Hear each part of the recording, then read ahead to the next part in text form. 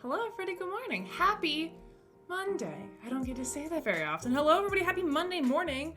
Sorry to confuse all of you. It confused me too. It's a very, being live on Monday at 2 p.m. is very strange, but thank you for being here, everybody. I appreciate it. If you're wondering why we're live today, I know we're not Monday girlies around here. We're really not. But in case you didn't know or you forgot, I'm leaving for GCC on Wednesday. So I'm trying to squeeze in a couple streams before I leave because then I'll be gone. And I will be back until like the following Wednesday because I fly back on Monday and then I'm tired Tuesday and it's a whole thing. So I'm trying to squeeze in an extra stream. So thank you guys for being here. Thank you for being flexible. Hype for you and Alkali. I know, I'm so excited. I've been talking to Barb about restaurants I should go to. Alkali and I are talking about what games we're gonna bring to play together. I'm very, very excited. Very, very, very, very excited to head out to GCC. But before that, we're gonna play some games here because I got a couple days before I go. So we're just hopping on, hanging out, doing a chill little low-key Board Game Arena stream this morning. I have learned some of the games you guys requested last time for like good big group games on BGA. So we're gonna do this the same way we did it last time where you guys vote on what you wanna play. And then it's just first come, first serve. All games we'll be playing will seat at least like 6 people.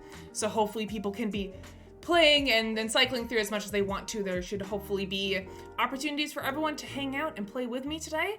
But yeah, how's everyone doing? I would say how's your week going, but it just started for most of you. How was your weekend, everybody?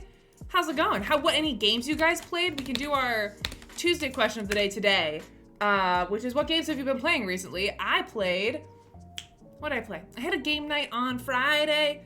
I don't remember what I played. My week is going so dang great. Hell yeah, Alkali, hell yeah. I'm sorry you have to work, but you are working for a good cause, and that is to be free for when I come hang out in like a week. I'm so, not even that, like in 3 days, 4 days, 3 days. Yeah, 3 days.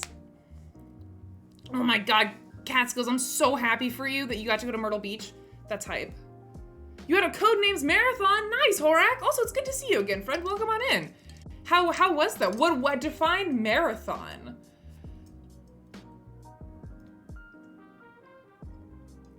That's okay, James Blake, that happens. With any hobby, I find that it kind of ebbs and flows. You have times where you're like, oh, I'm excited about all these games and I have all these people I want to play with. And then other times, I mean, people can be gone. You can just kind of be in a lull. Sorry, there's this one. There we go. That happens and that's okay. That's cool. Honestly, it's good representation to be like, sometimes we just don't feel like playing board games. We just don't make it happen. And that's okay. The Rat Hole, hello, welcome on in. I left Calgary on Sunday afternoon, just about to hit the road again after a nap in Minnesota. Oh, well, we just missed each other because I'm heading to Calgary in like 3 days. What is there for you in Minnesota? Is that where you live, Rat Hole, or is there another con up there? Also, hi, Joe. Sorry, I didn't say hi to everyone. Hi, of course, my lovely mods. Everyone tell Bloody welcome back. Bloody was at a metal festival like all week last week, so everyone give Bloody a nice warm welcome home. Of course, Chicken and Alkali and Barb and Lone Jedi and Arliel and Kama, it's good to see you. And Joe, I hope you're doing well. I'm so sad I don't get to see you at Origins, but I miss you and I hope you're well. Thank you for stopping by the stream. Sheezy, hello. Welcome on in. Meryl, hello. Welcome back to you as well. I think I got everybody. Did I snag everybody? Rennie, hello. Happy Monday. Hi, Mom. Mom, thank you for that sub.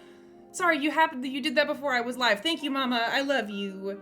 Thank you for supporting my mods. You're the best. Sorry I ignored your BGA friend request for so long. I realized that right as I was setting up for stream, I was like, I didn't accept my own mother's friend request. So I fixed that now. Also, hi, Naughty. Happy Monday, friend. Welcome on in. And James, hello. What's up, everybody? DBX Runner, welcome on in. Lone Jedi, hello. I played Old Maid with a 3-year-old and was appalled by the title, renamed it Old Snickerdoodle. That's super cute, Mom. That's super cute. Super cute. Hi, Jeremiah. Welcome on in. I'll get to see you at Gen Con. Hell yeah. I'm just clinging to Gen Con with every fiber of my being. I'm so excited. I cannot wait.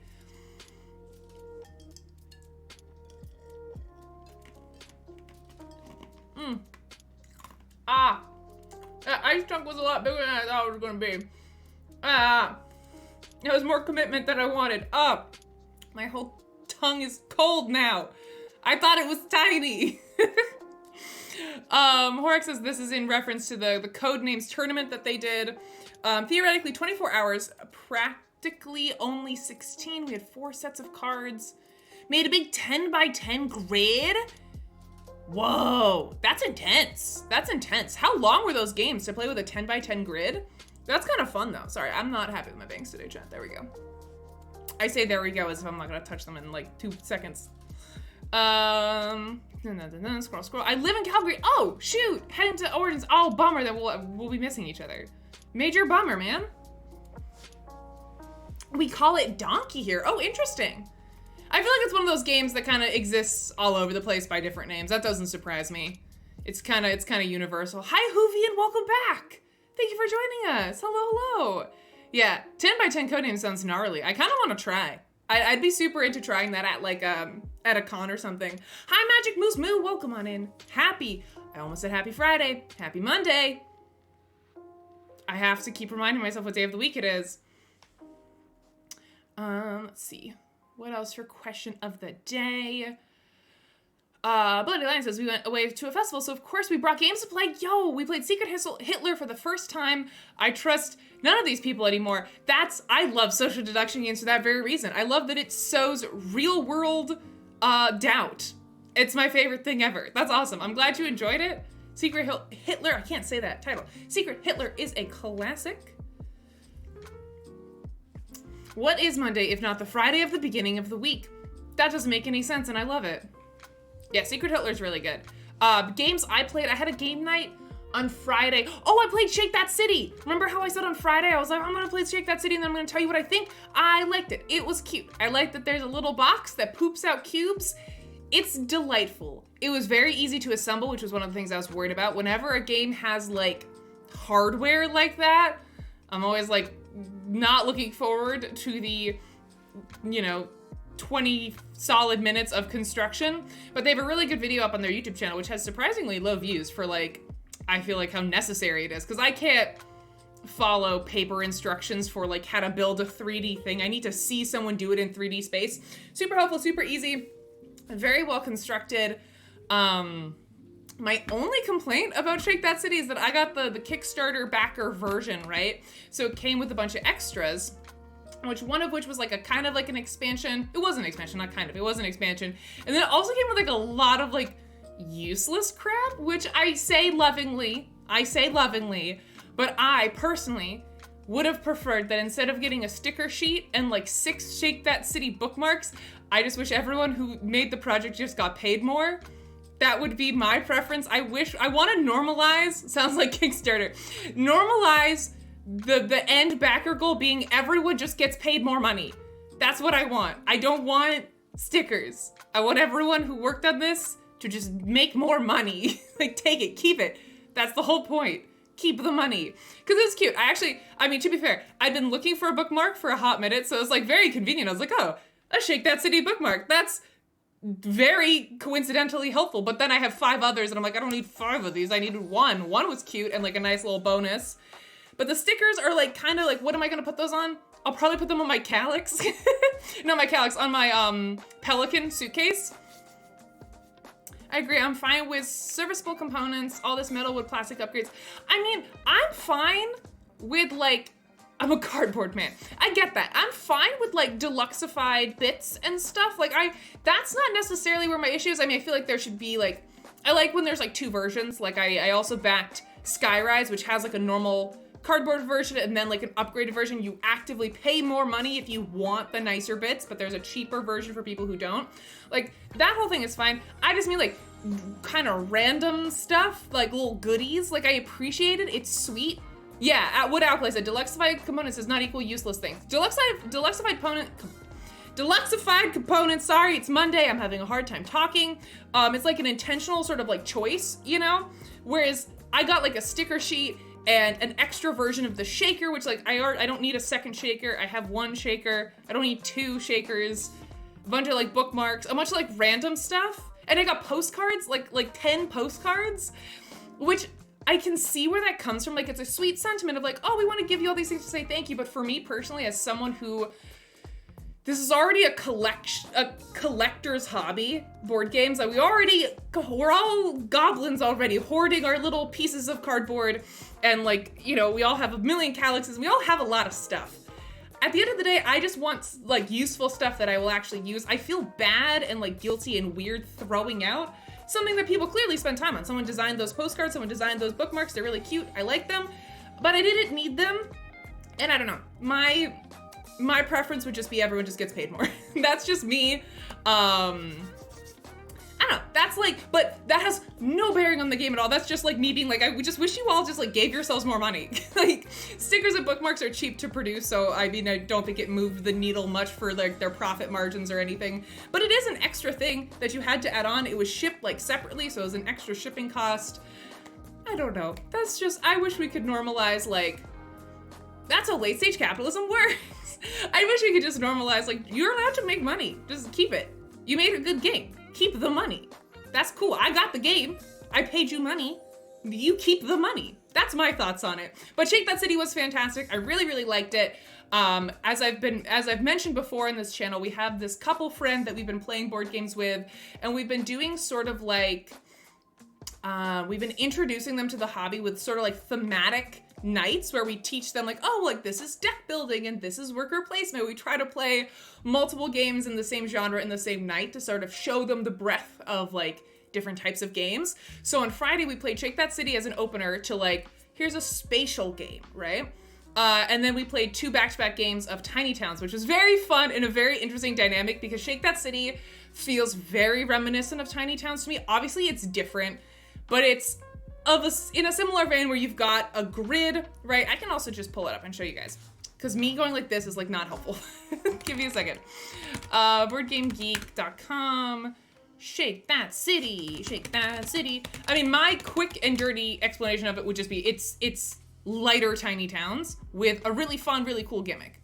Let me zoop. All right, Tiny Towns. So you have this like grid, right? Yeah, this like little board. Why are these not pictures of the board itself? Grumble, grumble, grumble. Also, sorry if I'm like bouncing off the walls today, Chad. I had a lot of coffee. I'm vibrating. Okay, this is a good picture. Shake That City. You get this board, right? And you are filling out these little structures. So like houses and shops and factories, things like that, right? And the way you're placing them is you shake this little box that when you click it, see this little thing right here? You click it and it poops out a randomized 3x3 grid of cubes. These cubes represent the different types of buildings. So blue are shops, red is homes, gray are roads, black is factories, green are parks. And you will go ahead and you will pick one of those colors. So if you're the starting player, you pick a color. Say I pick gray, then everyone else picks a color. I picked gray, which means no one else can pick gray, but other people could pick the same color. So if I pick gray as starting player, no one else can pick gray, but everyone else could pick red or whatever. Regardless, so that's where a little bit of that Tiny Towns comes in. What the one person does affects what everyone else can do, right? And it's got this spatial grid. You're building out a little city on a little like square grid. So in this example, say I picked gray for roads. You can see here that what you're going to do is you're going to place down roads in that exact pattern that they appear on this 3x3 grid. So you have these 2 here, and then it's 1 up here. So what you're going to do in that exact orientation, unlike Tiny Towns, you can't like rotate and spin and flip and do mirrors. Exactly as it shows up in this little 3x3 grid, you're then going to put them down in your town. So it's this really interesting spatial puzzle. What I like is that there is less analysis paralysis than a Tiny Towns. Sorry, I don't know how to talk about this game without comparing it to Tiny Towns. There's less analysis paralysis than Tiny Towns, because in Tiny Towns, you can really sort of think ahead and like damage control and like change things. Here, because it's randomized, you can't, like in Tiny Towns, you can sort of anticipate what people are going to be calling and what people are building, so you can kind of plan ahead. Here, the grid is always random. You pick what you pick and you try to make the best of it. And I really liked it. If you like the spatiality, is that a word? The spatialness of Tiny Towns, but you find it a little bit brain burny and a little bit cutthroat, especially the way I play Tiny Towns. The way I play Tiny Towns and the way my partner plays Tiny Towns is we like to flood people's boards with useless stuff. You think Tiny Towns is just a game where you're doing your own thing? No, it's not. It's a game where you pinpoint someone else's weakness of resources they can't handle, and you do nothing but you call that resource. We did that to my partner on Friday, and it was so funny. He was running away with the game, so I conspired with the other 3 players of like, we're gonna call nothing but glass. We are gonna flood this man out. That's how I play Tiny Towns. And if that's like, oh god, too much, Shake That City's really good. It's really, really light. Really like it. You're trying to, like, of course, there's various scoring mechanics for different buildings. You're trying to get them in rows to complete different objectives. It's also quite fair, which I like. Everyone has like the exact same game state. So if you like that evenness of like a roll and write or something where everyone's sort of working with the same information and just planning it out differently, you will like this. Tiny Towns has a lot more variability to it. This game, it's kind of just who dealt with the random grids the best. So yeah, that's my Shake That City quick little review. It's the new game I played this week. I'm very happy I backed it. This little shaker thing is such a gimmick, but I love it. It's so cool. Shaken synonym, exactly. Is the cube shaker gimmicky? Is there a simpler alternative to that container? No, and that's why I love it. I mean, yeah, no and then no. So no, it's not, well, define gimmicky. It's a gimmick in that this is the thing most people look at when they're like, oh, that's what draws you in, right? But as I always say, I don't mind a gimmick when it's very useful. Like when without this gimmick, this game couldn't exist. In theory, you could randomize a 3x3 grid by drawing cards and forming a grid every time, but that's cumbersome and annoying. And you'd have to shuffle every time, like manually shuffle, because at the end of drawing this 3x3 grid, you put them back in the shaker and you just shake them, shake them, shake them. Yeah, you could draw cubes from a bag. I mean, you could draw cubes from a bag, sure, but you have to put them out in your little 3x3 arrangement. This genuinely saves time. It's not just fun and flashy, it genuinely saves time and makes this game play in like 20 minutes. If you had to, yeah, what Hoovian said, you'd have to draw 9 cubes individually from a bag every time because you couldn't grab them in a hand and then place them out because then there could be some bias in how you're placing them. That is my... Tantarla says, print enough cards with all the possible grid options. That would be very expensive. That, if you know anything about like permutations and stuff, that would be a nightmare. Yeah, so I would say it's a gimmick in that, yes, this is the selling point of like, I don't know. I haven't paid attention to their marketing that closely, but if I were marketing this game, this is the cool part. This, like, the rest of it is pretty basic spatial reasoning game, but this is the cool thing in this game. So I would market this very heavily, and I believe that's kind of what they did.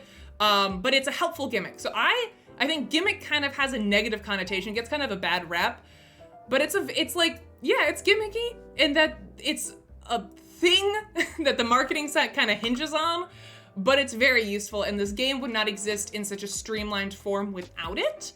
And I didn't find that this game was like unnecessarily expensive or something. That can be one of the things with gimmicks, is that they can jack up the price point of certain games. This I don't remember being terribly expensive for, you know, a hobby game. So yeah, I really liked it. I enjoyed it. This is a really nice, I don't have anything in my collection that scratches that same sort of Tiny Towns itch without that brain-burning analysis paralysis, because I've taught Tiny Towns to a lot of people who find that element of the game very overwhelming. And it was super interesting to play this back-to-back with Tiny Towns and get their read on both games. Yeah, that's it. I don't have anything like groundbreaking to say. It's very simple, it's very light, but for what it is, I enjoy it. And my partner, who's a pretty heavy gamer, really liked it. Like, it is a simple concept, but you are always making very unique, very interesting decisions. It's hard to tell who's winning, which was really fun. That's something that the woman and the couple partner that we like play together, she said, you know, like, I love that I had no idea who was winning. And that is one of my favorite things in a game, is when you're sitting there and you feel like, oh, I'm doing the best. Like, I am winning, I am crushing it. And then you end up losing by like 20 points. I like games that can kind of do that, because you want to feel good the entire game. You want to feel like you're doing something cool. And this game makes you feel like you are making cool decisions. There's a little bit of player interaction, depending on, again, the starting player gets to pick a color that then no one else gets to choose. But yeah, That's it. That's Shake That City. I enjoyed it. Then we played Tiny Towns again, which is one of my favorites.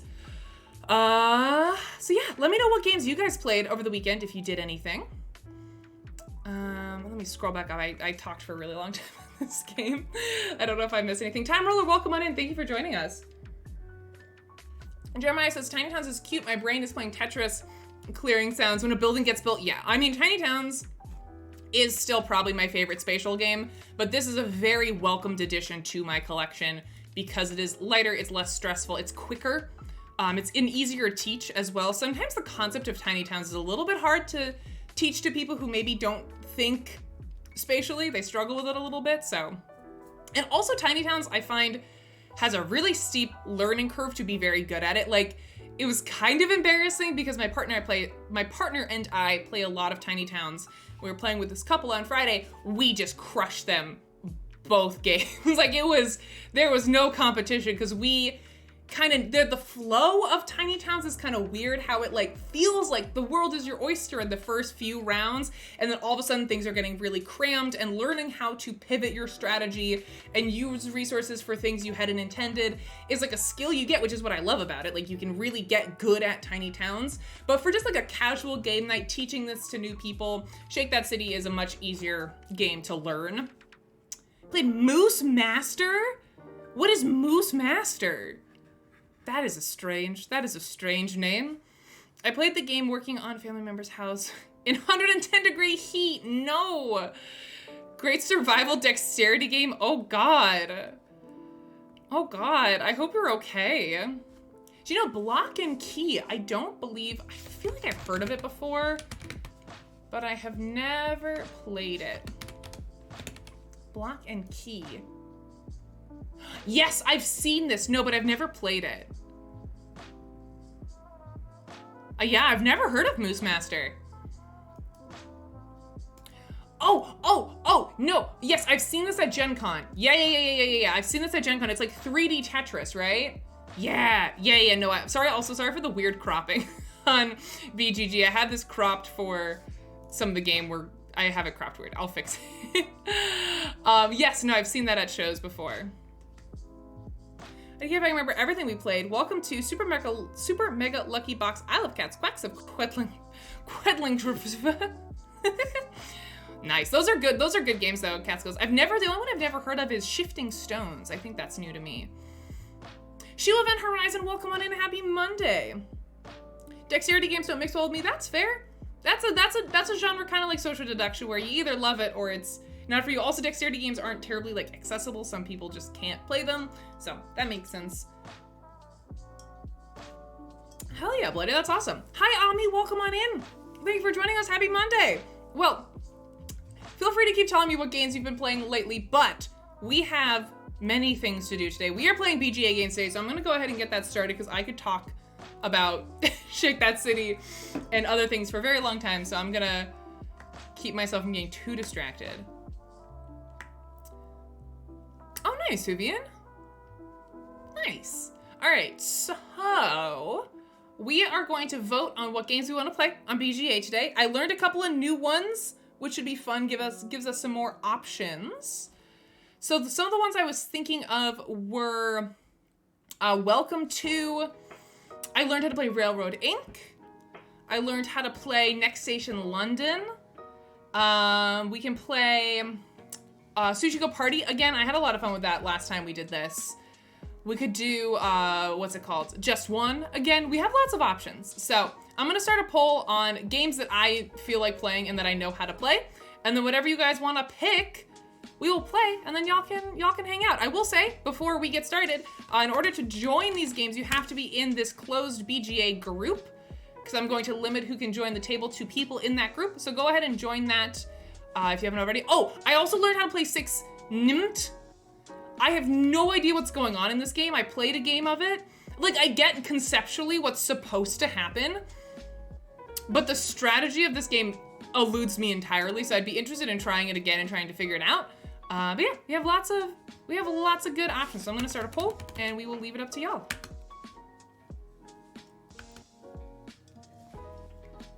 All right, we have six, how do you, I know I asked this before, but I don't know how to say it. Six, I'm gonna keep saying six Nimmt until someone corrects me.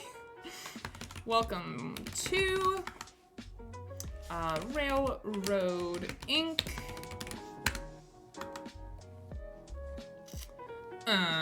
What is the other one? Next Station London. How many people does? Oh wait, no. Next Station London only fits 4, right? Then maybe we can't do Next Station London. What does it go up to? Oh, okay. Next Station London only goes up to 4 people. I don't know why I picked that. That was a little silly. Just Nim. I don't understand how M and T make a sound. I don't understand. We can do Sushi Go Party. We can do just one. All right. What game? And we can play more than just whatever game we pick now. This is just whatever game we want to start with.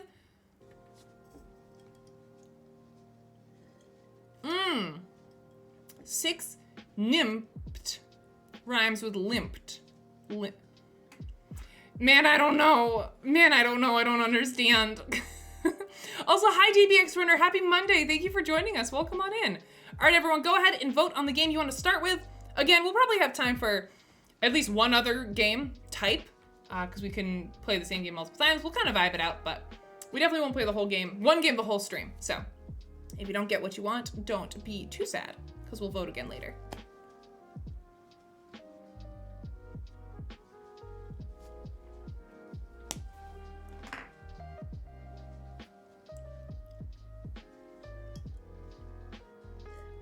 All right, I'm gonna BRB real quick while you guys are finishing voting.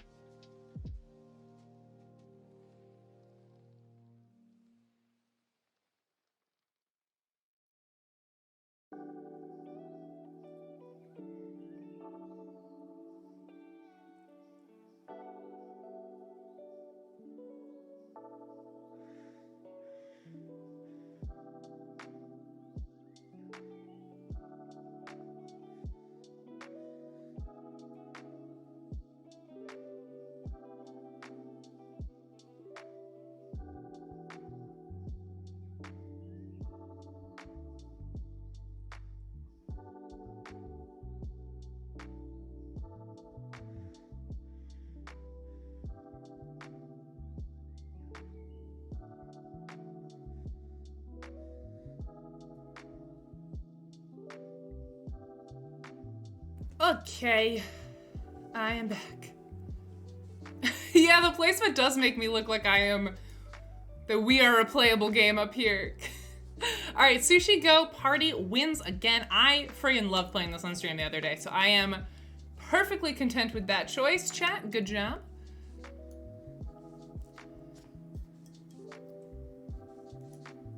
Six Nimmt literally translates to take, or 6 takes, because when you play the 6th card in a row, you will take the 5 cards that have been in the row before you play. Oh, that makes sense. Thank you, Tantarlis. I appreciate that. Very educational. All right, give me 1 sec. Hold on.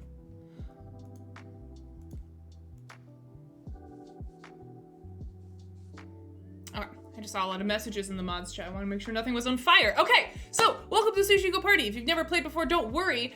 I'll do a really bad job of explaining it. But before I get to that, again, last call, make sure you are in this group. That is the only way you'll be able to join the table. And then once I have the game set up, I'll just post a link in Twitch chat. First come, first serve. You're able to jump in the game. You'll be able to play with us. It goes up to 8 players, so we'll have 7 spots available.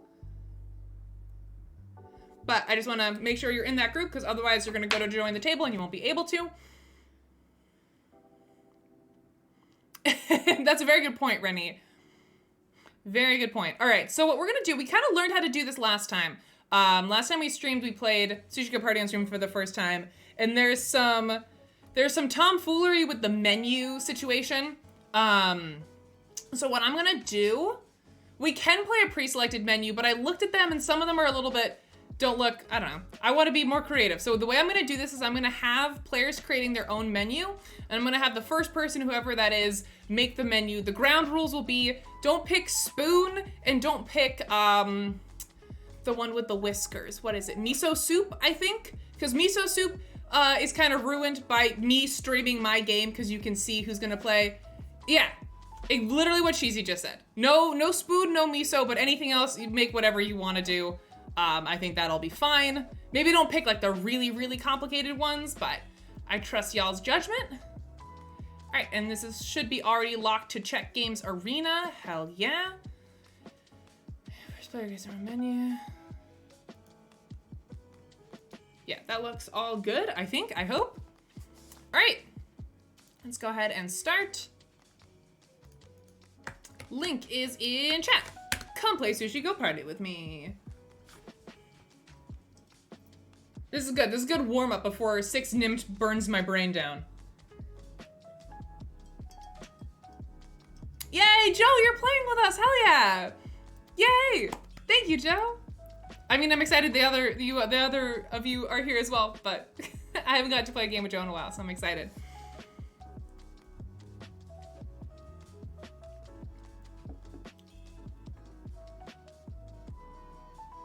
It's present. Wait, James, are you in the... Yeah, you're in the game.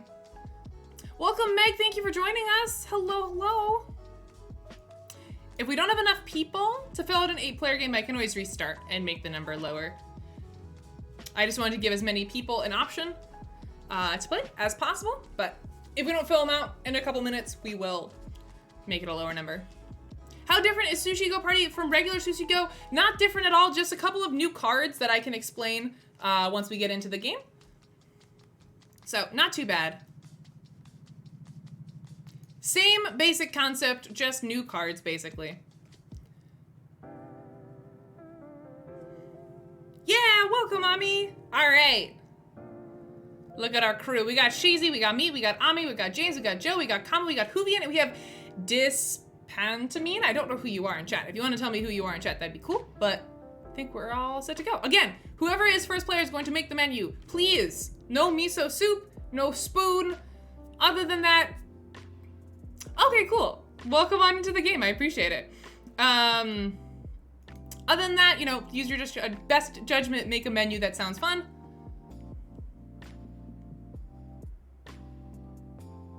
Just lurking while working, no worries, Meg. Hope you enjoy the game. Thanks for hanging out. All right, Joe, it is up to you to make our menu. Again, please no spoon, no miso soup. But other than that, I think you can do whatever you feel like. And the reason for that, if you're wondering, is miso soup involves like not knowing if other people are gonna play miso soup, and with me streaming my end, it makes it really hard for me to play this card without getting blocked. And spoon, I've heard, is a little bit buggy on BGA, and also just a little bit confusing.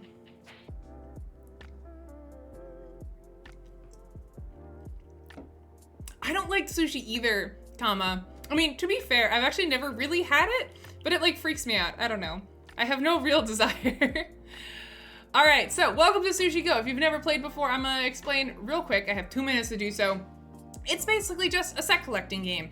Up at the top, you see the custom menu that Joe picked and the various scoring schematics for those different types of sushi. So nigiris are the most straightforward. The little egg nigiri is gonna be worth 1 point. The salmon one's worth 2. The squid one is worth 3. They're just worth flat points when you pick them. I think that'll be chaotic enough. Joe, I'm sure you did an amazing job.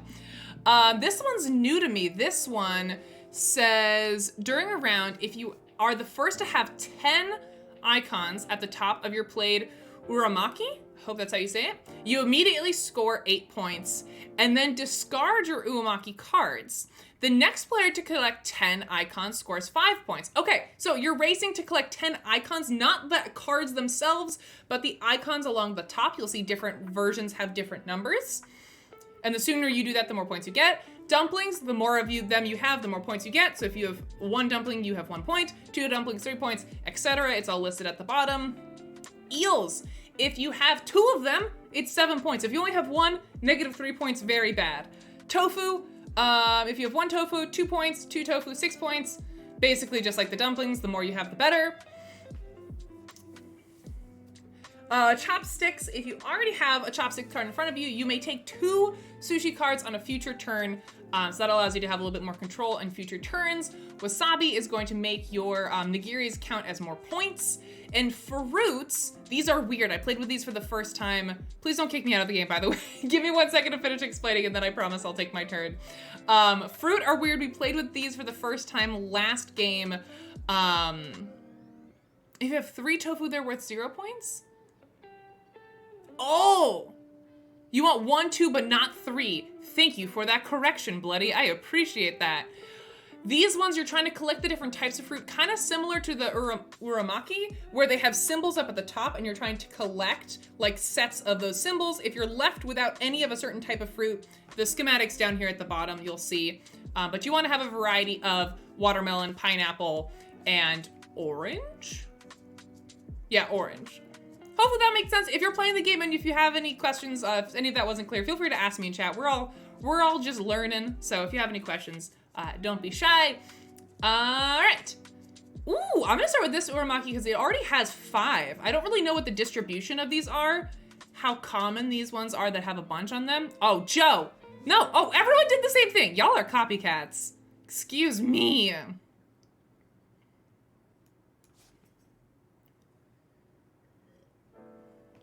Oh yeah, James, that'd be great. If just the person I'm passing to could not watch the stream, that'd be wonderful. But everyone else, it's not a big deal.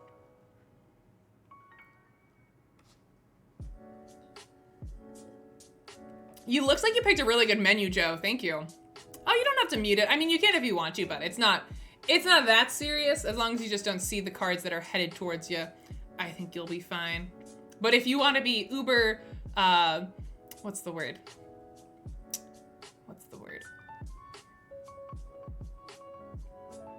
It's Monday, chat. I can't think of any words. Like on the up and up, then absolutely go ahead and mute. We'll miss you though. I tried. Did you see me blue screen in like real time? Oh, it was Sheezy's correction. I just pinned it. Okay, well, thank you, Sheezy. That's very good to know. That seems very sneaky. All right. No, Kama and Joe, stop. This is my thing. You guys have, Joe has 9. Kama has 8. All right, I just gotta hope. I don't know what the order of operations is here. If I play this and resolve it first, we'll see. Words are hard, Bloody. So true, so true. If you don't like sushi, start with shrimp or crabs. The problem is I'm allergic to shellfish. That's the problem. So I gotta just do the fish kind.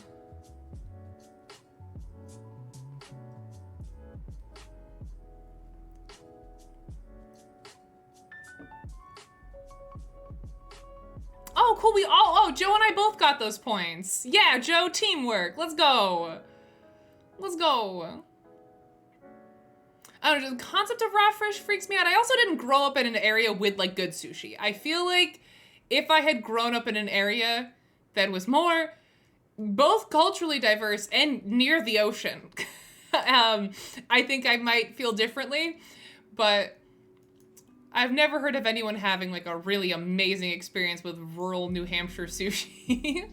I'm sure if I like grew up in a city or something, it'd be a different story. I know, it's such a tragedy, Meg. I'm allergic to all shellfish. So I can have fish. I can have like regular fish sushi, but if you're saying that the shellfish type is like the baby step to get to the fish kind, I unfortunately cannot partake.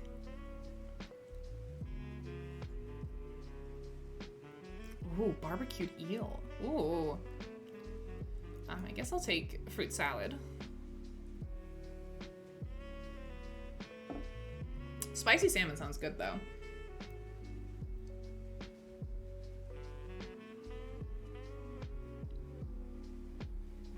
The fruit salad card stresses me out, Joe. Why'd you put it in this game? It's so stressful.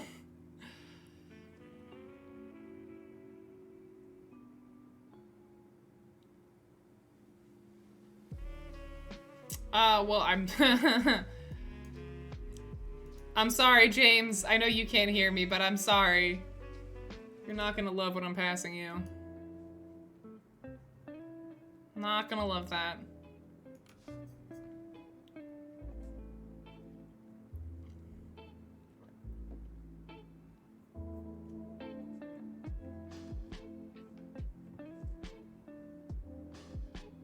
Yeah, it's like heightened pudding card from the original game. Yeah, it's brutal. No! Hoovian! No! You just did exactly what I just did to James! No! Rude! Sorry. If it makes you feel any better, James, Hoovian did it back to me. I handed you one eel and then Hoovian handed me one eel.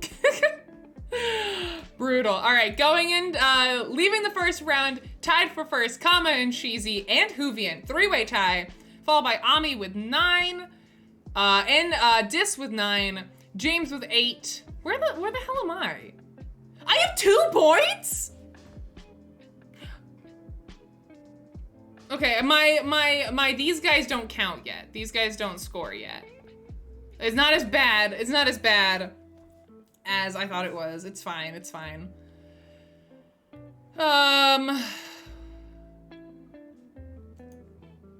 Yeah.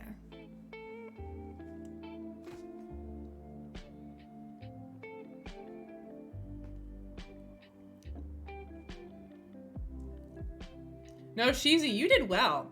I mean, we have some points, like Joe and I have some points that didn't count yet. At least that's how I understood it. It looked like they don't count yet.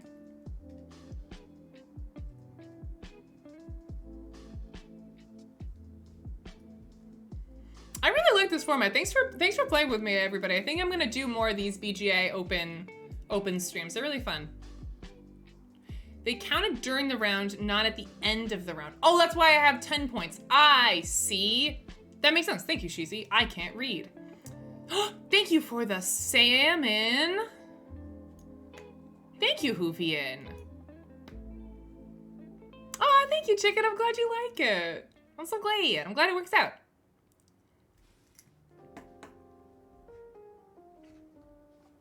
It's a little bit more interactive. Huh. Do I dare? Oh, there's a lot of eels out on the board. I was debating taking one of the eels in my hand, but there's a lot out already. So the likelihood of me getting stuck with a single eel is quite probable. So we'll take this orange.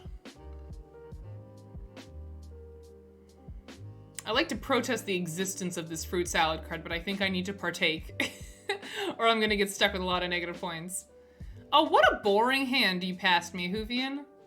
What a tremendously boring hand.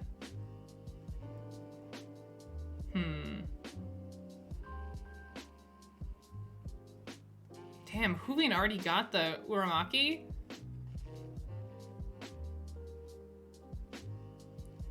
It's only -6 points if you don't get anything. That's a lot of points. I'm a tremendously boring person, Hoovian. No, you don't mean it. That's brutal. I think you're interesting, Hoovian. And that's all that matters.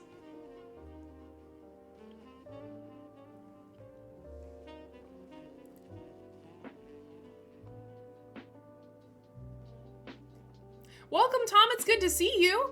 It's first come, first serve. So if you're around when we start the next game and you're able to jump in, then absolutely. The only thing you need to know is you need to join this BGA group first, that link I just put in chat, because I lock all the games to be only people in that group so we don't get randos. So as long as you're in that group and you got speedy hands and you're able to join in time, then absolutely. But we don't like take like reservation spots, if that makes sense, like we do for like Arnak and stuff. That's too much work. Getting a fruit with 2 fruits is 4 points for the first card, though. I don't understand how the fruits score, man. They confuse me. At the end of the game, all players score all 3 types of fruit. Watermelon, orange, pineapple, add up. A fruit with, wait, getting a fruit with 2 fruits is 4 points. What does that mean? Wait, that, oh. I don't know, confused. The fruit card makes me feel very small. I don't know why. Oh, sorry, James. What is James? Oh, I'm doing it to James again. I gotta do it to him. I'm sorry. I'm sorry. I'm sorry. I'm so sorry. Schmeagles, hello! I'm with you on the fruit. I'm glad I'm not alone, Ami. I appreciate the solidarity. That's true though, Chicken. Being a boring person is underrated. I hate drama and stuff. That's valid. That's very valid. My absolute favorite thing is drama that does not involve me in any way, shape, or form. Other people's drama. I'm sorry, James! I was waiting for it. I'm sorry! I'm sorry! I was not gonna fall on my sword for you though. I couldn't take it, so sorry. Man, James, blame Joe. Joe put eels in the game. Let's take it back to the source of this problem. It's not me, it's Joe. Me too, Hoovian, me too. I don't know if I'm gonna get lucky with this, but I'm gonna try. Oh, sweet, sweet Kay. Joe, you're the best. Thanks for playing with us. I appreciate it. Give me a good last card. Hoovian, give me something good, please. What was I gonna say? Yeah, I like drama that doesn't involve me at all. That's one of the things I absolutely adore about, there's so many things I hate about it, but one of my favorite parts, oh yes! Yes, yes, yes. I got very lucky with that. One of the things I love about having a partner in medical school is they all have their own little hospital drama ecosystem, like Grey's Anatomy life going on, right? And I love hanging out with his friends from medical school where they like can't talk to each other because like it's an interconnected web of like politics and drama and all this stuff, and I'm like, tell me, I don't go here. I'll take this to my grave because none of this means anything to me. I got 0 points thanks to Ray James. So you didn't get 0 points. Oh my God, you got 0 points. That sucks. That's brutal. Brutal, I'm so sorry.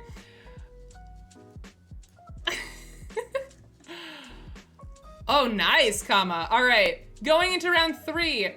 Frontrunner is Kama with 29, very, very closely followed by Joe with 28, Hoovian with 25, a tie between Dis and Sheezy, no, sorry, Ami with 24, then Dis and Sheezy with 21, myself with 20, and James has 13. I feel responsible for that, I'm sorry. Yeah, Meg, I'm just like, tell me. I am a helpful outlet. Because truly, it gets messy with who you talk to and like, do you know that person's not gonna say anything? I'm like, yes, give me drama. Because I feed off drama that is not mine and that literally means nothing to me. Drama that I'm like a part of or that's actually in my immediate life is, oh my God, it's the worst thing ever. Hate that. But that was like one of my favorite things in college as well. I had a roommate who, we got along really well, but we didn't run in like the same circles at all. So we were able to kind of be like a neutral party for each other, which was actually quite nice. Like she could tell me all about like the drama in her friend group and I could just like listen and be like, who am I gonna tell? Like, I don't know any of these people. I am a completely Switzerland neutral party here. Thank you, Meg. Yeah, it's a lot. It is, there's a lot more like cattiness and you know, I mean, I guess whenever people are together, they're stressed, they're sleep deprived. Of course, that's gonna happen. But yeah, I'm doing my part by letting people vent to me. I'm just like, My favorite thing is they're like, oh, I probably like, we're like talking And you're like, oh, I had this stressful whatever. And I'm like, tell me. I literally don't go here. Like, I'll take it to my grave. I can't tell anybody. And that is very fun. I mean, it's not fun that they have drama, but it's nice that I can be an outlet that's like a, not a risky outlet. Chat distracting me? Yes, they are. They're distracting me very, very much. I don't know what I want to do here. These Uromakis are stressful. This already has 5. Maybe I'll go dumplings. Maybe we'll go boring dumplings. We're taking a page out of Chicken's book. We're being boring and unproblematic in their words. Just taking dumplings. We're not messing with eels. We're not messing with fruit. We're just taking dumplings and getting a lot of points. Stay away from my dumplings? No. Mine. Absolutely not. Will you be at Essen? I will be at Essen. I will. I will also be at GCC in like 2 days.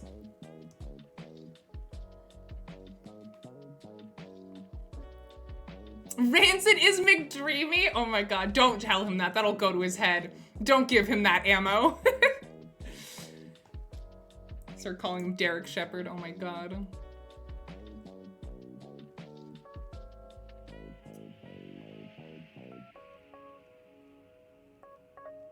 See, James, I handed you some salmon nigiri for your wasabi. Are we friends again? Dumpling? Gib? Oh, Kama does have a lot of dumplings, damn. Maybe I can't compete. I don't know, Tom. You'll have to email the events email. That's not my area of expertise. I can grab the email for you though if you wanna ask someone who would actually know. Because it's not me.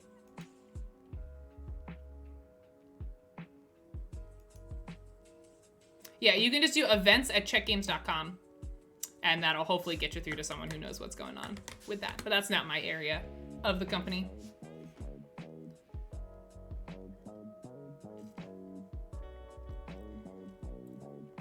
In general, I believe we have a crew of people that we usually rely on, but occasionally they're looking for new people, so worth a shot. Oh, wow, look at all the choices. Wow, oh my god. I wonder what it is that I will be taking. Is Essen fun for the gamer, or is it more geared towards publishers and professionals? So, I'm going to preface what I'm about to say by saying I've never been.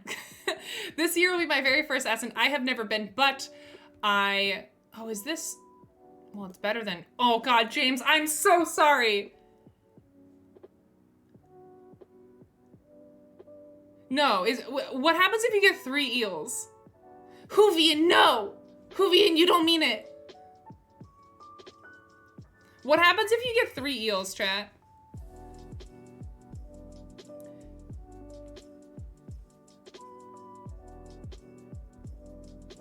Same as 2? Okay, cool. You're welcome, James.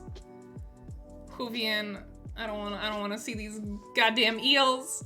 Anyways, what I was gonna say is I've never been to Essen, but I know people who've gone. I've watched a lot of Essen content, so my understanding is it's Gen Con but bigger and European. So yes, it is fun for gamers. It's just like any other major convention where there are demo tables and people playing games. It is geared as a consumer show. They want it to be fun for attendees to go and play games and buy games. Of course, it's helpful from an industry professional standpoint. You can do a lot of networking and stuff, but it's not like Astra or Gamma that are designed for networking and insider industry stuff. It is very much a show for the people. So if you are a gamer and you like conventions and you have the resources to go to Essen, it's like the one to go to.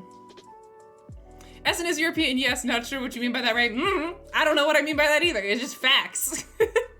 It's just facts. No, Hoovian! You suck, you suck. Damn. All right. Kama, congratulations! Congratulations on your win with 43 points, followed very, very closely by Dis with 42. Damn. Joe with 38 got on the podium, a podium finish for a menu connoisseur.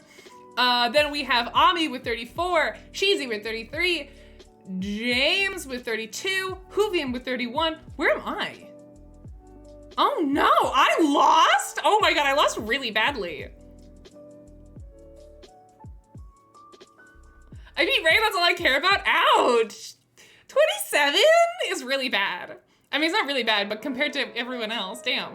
Well, I hope you all enjoyed, I hope you all had a very lovely beating Ray day. GG's, everybody, well done. All right, let's vote on next game. We can play this again, or we can move to something different. It is up to you. Make another poll. What game? More sushi. Railroad Ink. 6 Nimmt. I should write these down so I don't keep forgetting them. What else was on my list of games? My brain is too small. Brain. Terminal brain smallness. Ah, welcome to In Just One. Thank you. Just one. All right, go ahead and vote on what game you want to play. Democracy, whatever you guys want, we will do.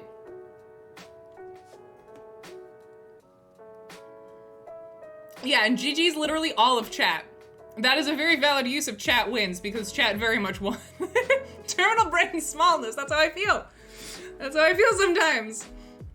You deserve it for those eels you dumped on me, James. James, can't we be friends? Why we gotta have these fighting words? Unnecessary. I still have 100% win rate on this channel, comma. Please, leave some for the rest of us. I just feel so hurt, oh no. Just here to beat Ray. I'm glad I could give the people what they wanted, which was beating me.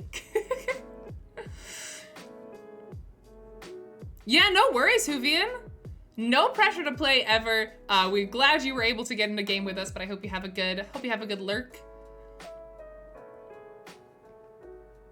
All right, go ahead and vote in chat on what game you want to play. And if you don't know how to play one of them, that's okay. I'll do a bad job at teaching it before we start. At least I will try. Games like Railroad Ink.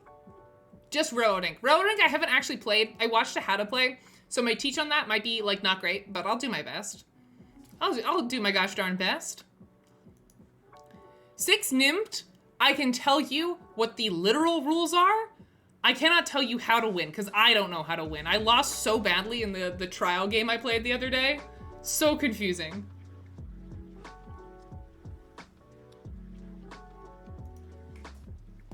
Ooh, a shocking victory by Railroad Ink.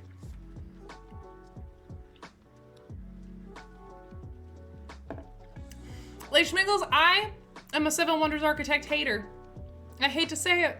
I like traditional Seven Wonders, and I would totally play some traditional Seven Wonders. I do not like Architects, unfortunately. Oh, it's a tie. Oh, don't make me choose. Let's do... Oh, I don't know. Let's start with Railroad Ink. And then we can move to 6 Nimmt. Which can you teach better? Neither. Probably neither. Yeah, let's do a Railroad Ink, and then we'll do a game of 6. So Railroad Ink is a roll and write. Let me see if I can grab like a game in progress or something. Yeah.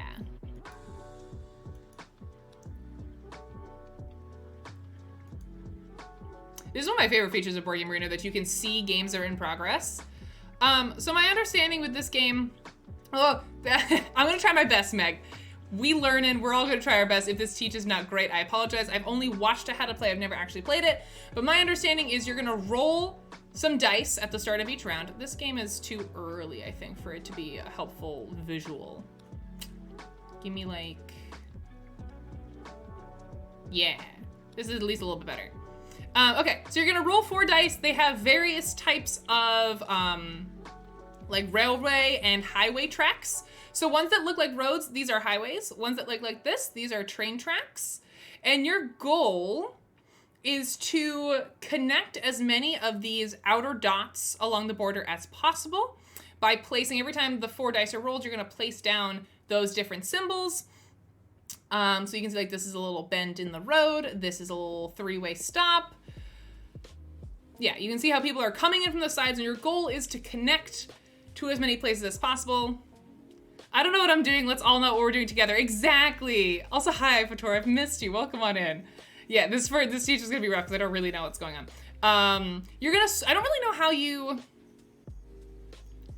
in one group, you want them all connected to each other. Got you. Let me see, do they have a little, each route you draw must be connected by at least one side to either of the exits or the pre-existing routes. You must draw all 4 routes only once, shown on the dice each round. Makes sense. You can freely rotate, just like you'd imagine. That's what the different dice have. Each player also, yes, so each player has 6 special routes. I believe they can use 3 per game. So on your turn, if you want to use one of these, is it these guys up here? Yeah, these special routes. I believe this shows you all the possible dice rolls.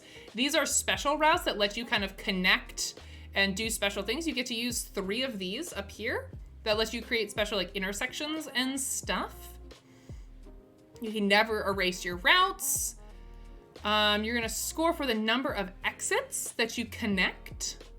You're gonna score for your longest unbroken streak of a highway, same for your longest railway.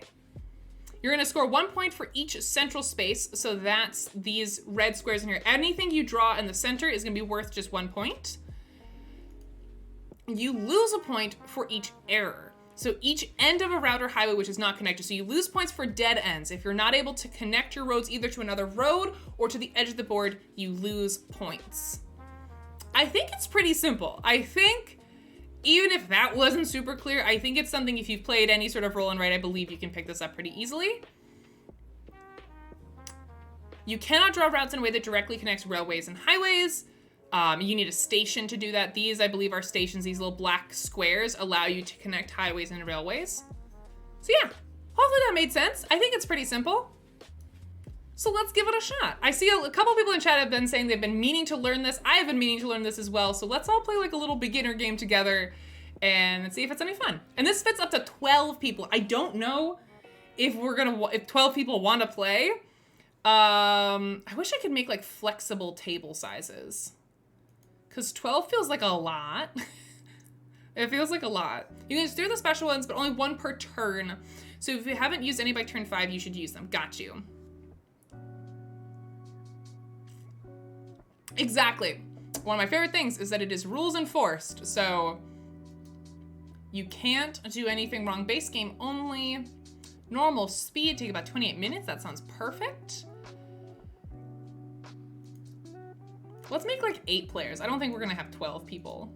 I mean, we can, I don't know. Can we like, can I start the game without a perfect 12-person group? I don't think I can. Permissive, I prefer blah, blah, blah, blah, blah. There's no setting, I think, for me to do what I want to do, which is start it whenever, even if it hasn't fit. Think you can start without a full table? I don't know that you can. We'll try, we'll see. And if it doesn't work, then it doesn't work. We will give it a shot. All right, here is the table if you want to join. And if you're having trouble joining the table and it won't let you, it's because you're not in this group, which you must be in order to join the table. Oh, damn. Oh, damn, it's filling up. Let's go. Let's go. Welcome to the game, everybody. Thank you, Bloody.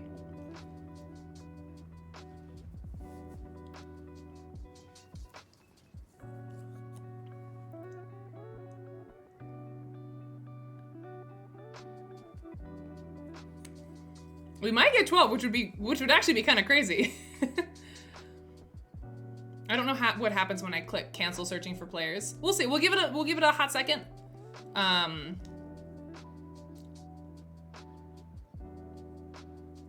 Join a table faster by adding flexibility.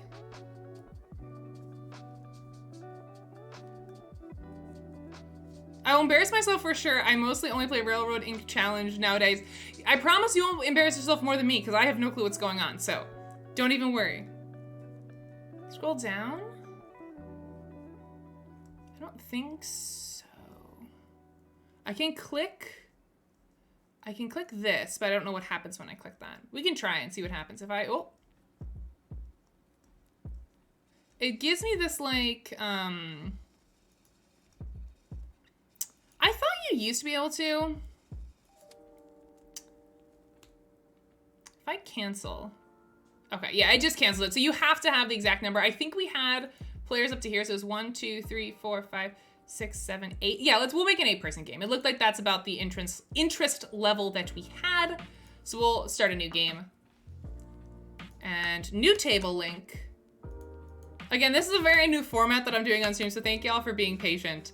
Thanks for being patient with me. I appreciate it. We learning, figuring out how to do this in the best way that we can.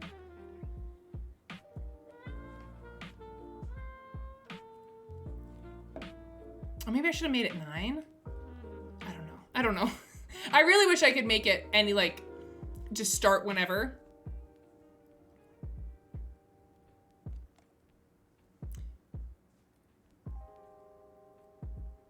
You get the old interface if you click on your game in your list. Huh, I don't mind the new interface. I don't mind it. All right, friends, Shazy, myself, Tantarless, Avatar, Bloody Line, Joe, Ami, and Dis go head to head in a game that half of us don't know how to play. Very exciting. Honestly, I've just gotten so used to the new interface, I don't even remember what the old one was like. All right, so we have rolled 4 dice, and you must place them. So I'm assuming, yep, you click on them, it shows you all the places you can play it. And it looks like we've got, so you'll see on the edges, some of them start as railways, which is why you can't place this highway dice on edges that start with railways. But we could see how this has a bunch of options because this has got a little station on it.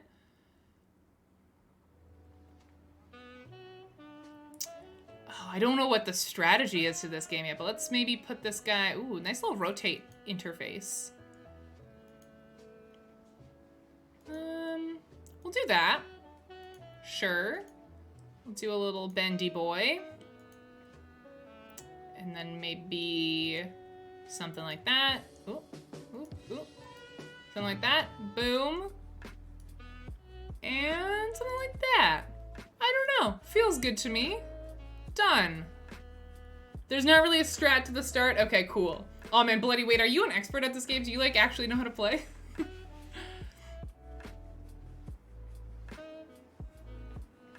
Oh, comma, yeah. Yeah, I have been getting that a little bit where like, it's a little bit unclear when your games are open to randos. That's why I have the closed BGA group. It just makes my life easier.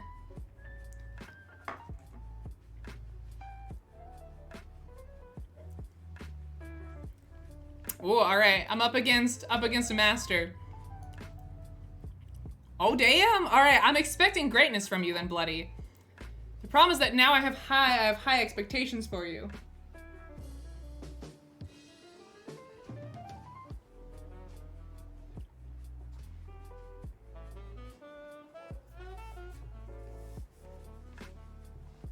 Well, too late. Too late. My perception of you has already been solidified. It's too late.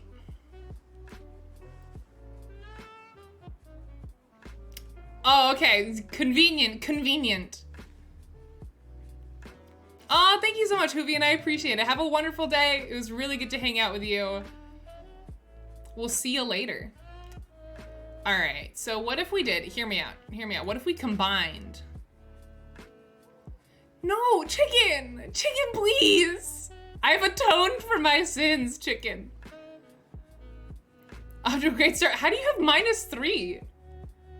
Do you start in the negatives? Huh. Because I'm thinking, this feels dumb. What about like making a little, oh, is that not how that works? No, okay. That is dumb.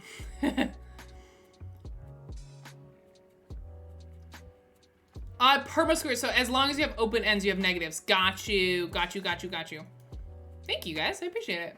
Thanks for the clarification. I already have a lot of open ends, now I'm anxious. I don't know. Okay, okay, undo.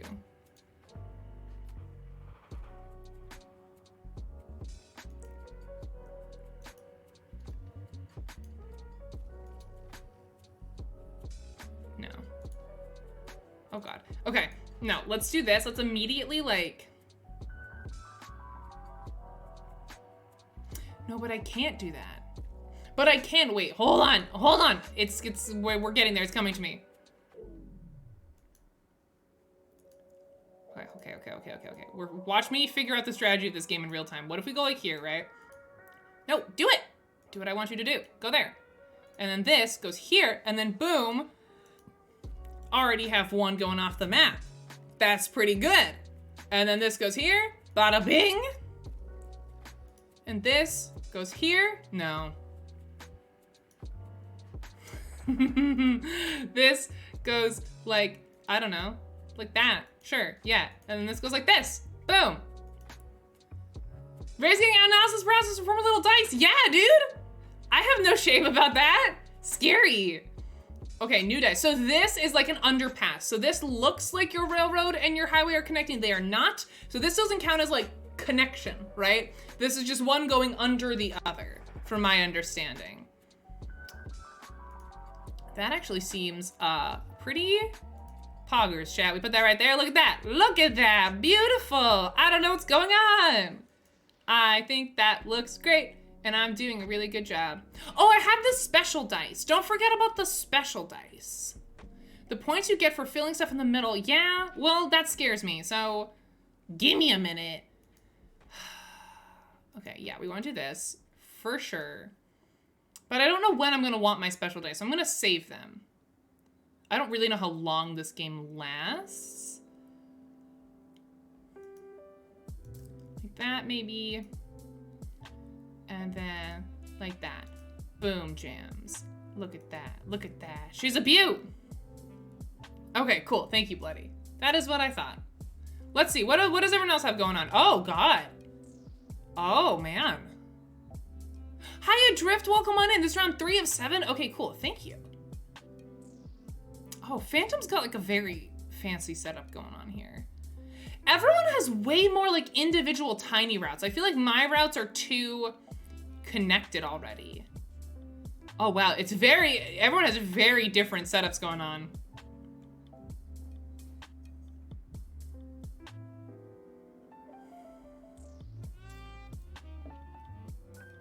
All right, so we want to start using them next turn. I got you.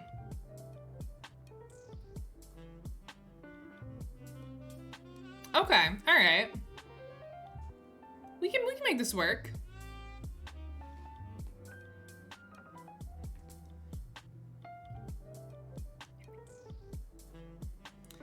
I like this though. This seems like very nice, straightforward, roll and write situation. I love it.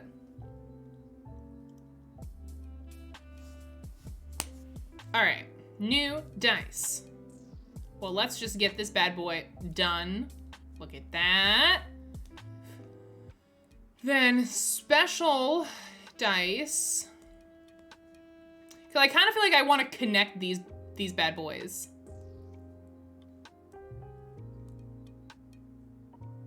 You know?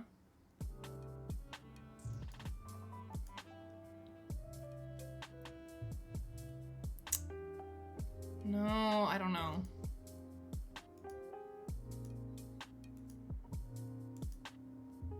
Oh, I can't like mirror it? Oh, yes, I can. Okay. Huh. This is stressful. I don't like these little elbow guys because they're just giving me more dead ends that I don't want. I don't want you. Get out of here. I don't want to use these special dice. They give me more dead ends to deal with. I don't understand. Like I could do that, right? And like connect, which I feel is good. All right, I don't know, man. We're doing that. That felt cool and good, so I am doing it.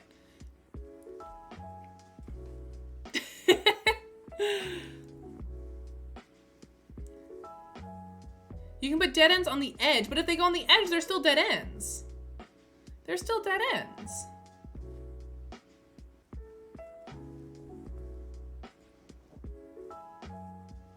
I mean, I see what you mean, but I'm nowhere near the edge. I mean, I guess I could have put it like here. I think I see what you're saying. The 9 symbols in the second row. Yeah, yes, I did know that. I did know that. Okay, all right. So, that's actually beautiful. That's exactly what I wanted there, that little elbow guy. Nice. Now, if they go off the map, they're not dead. So I can go like that, and that's fine. That's what I'm hearing. That's cool, that's cool. I'm out of railways though. That's bad. 5 out of 7? This game's so short. No, it's so short, chat. What do I do with, what am I supposed to do with that? How am I supposed to live my life in so little time? No, undo.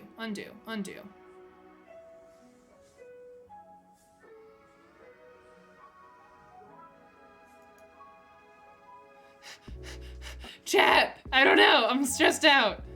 Let's flip it, give it a little flipperooski. Flip it, yeah, like that. I don't know what's happening. Yeah, I will. I'm on it, we're getting there. We're thinking about it.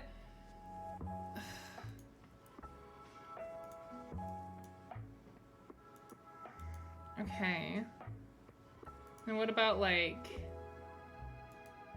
that guy like that? God, I feel like I am building my roads in a way that nobody else is. And I feel like I should take that as a sign. This game feels too short, man. I'm too like perfectionist with this kind of thing. I want to fill it out perfectly and have no dead ends, and there's no time. There's no time for that, chat. Me too, Ami. I feel like I mega goofed. But, all right. Oh my God, Tantarlis has 30 points. Okay, let me look at Tantarlis' board. What are you doing that I'm not doing? Oh no, my camera died. Sorry, chat, oh, interesting. Tantarlis has got like, everything's very clean. How are you doing that? Okay, hold on, let me grab a battery for my camera. Sorry, chat.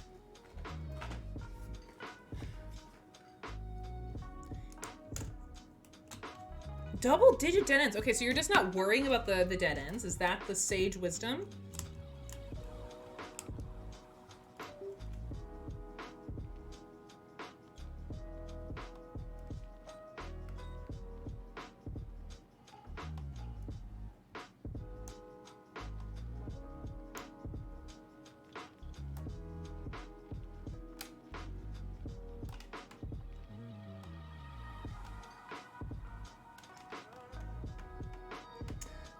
Sorry about that, chat. Learning curve, yeah, we'll chalk it up. We'll chalk it up to the learning curve. I mean, it's super simple, but I feel like there's kind of some unspoken strategy that I am not totally getting yet. But I like that there's. We'll figure it out, you know.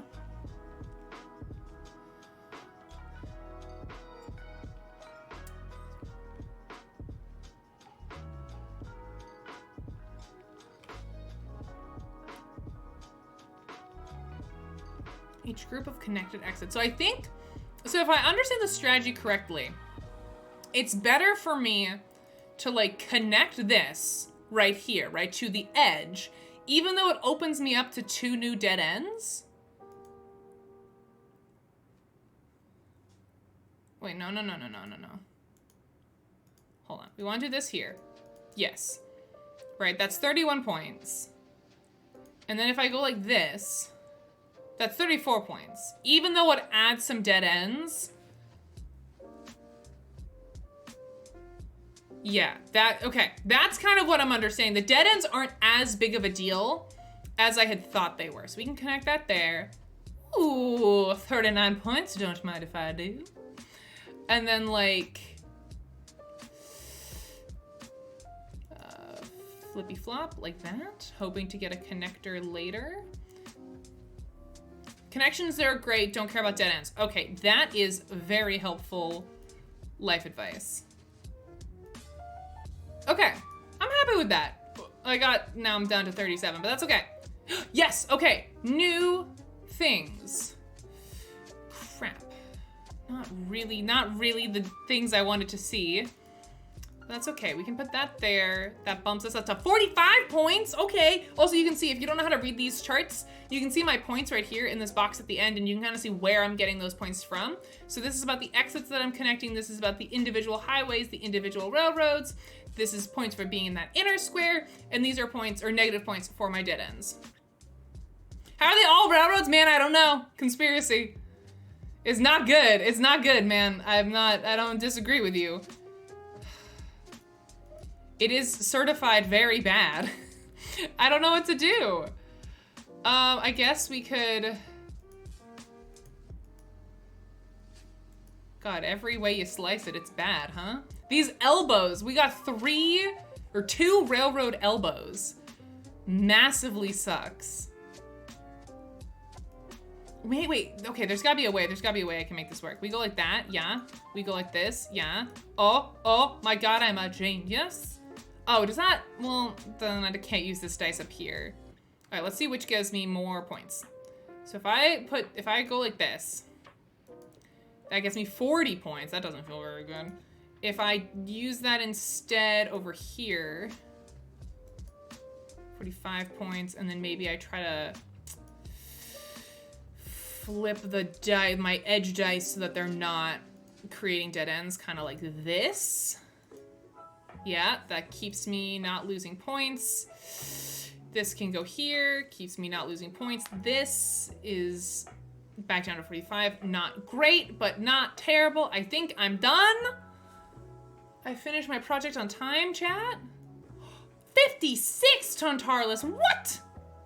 And Ami was complaining about not doing well. Ami's sitting over here at 55. Sheesh, good job, well done. Very impressive.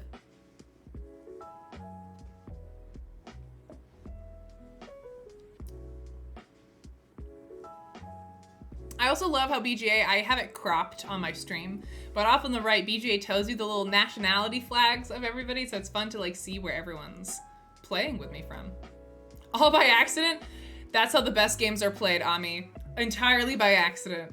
This was really fun. I like this though. Thanks for, I mean, no, we're not done yet, but last turn, I believe.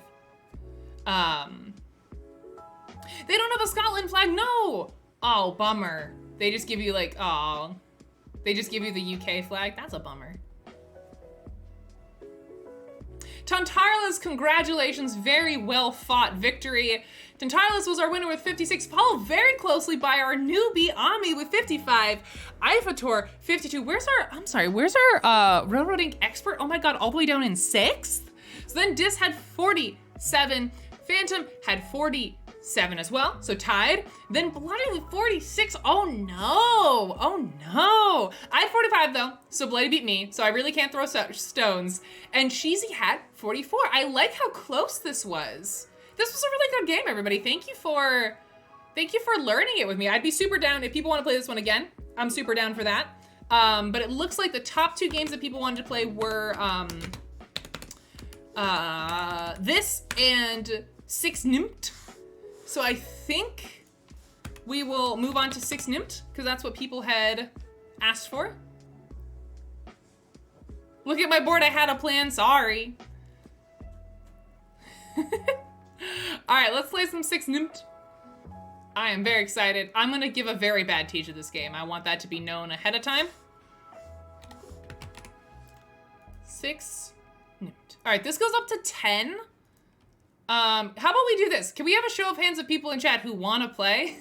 So I get a sense of how many spots to leave open, so we don't have to go through creating and then not creating a game. So give me like me. Type me in chat if you want to play. All right, Tontarlus, Phantom, 2, plus me, 3. No worries, Ifator. Have a good, or not Ifator. Good, no worries, Ami. Have a good day. Thank you so much for playing with me. I appreciate it. Yeah, this is the better way to do it, I think.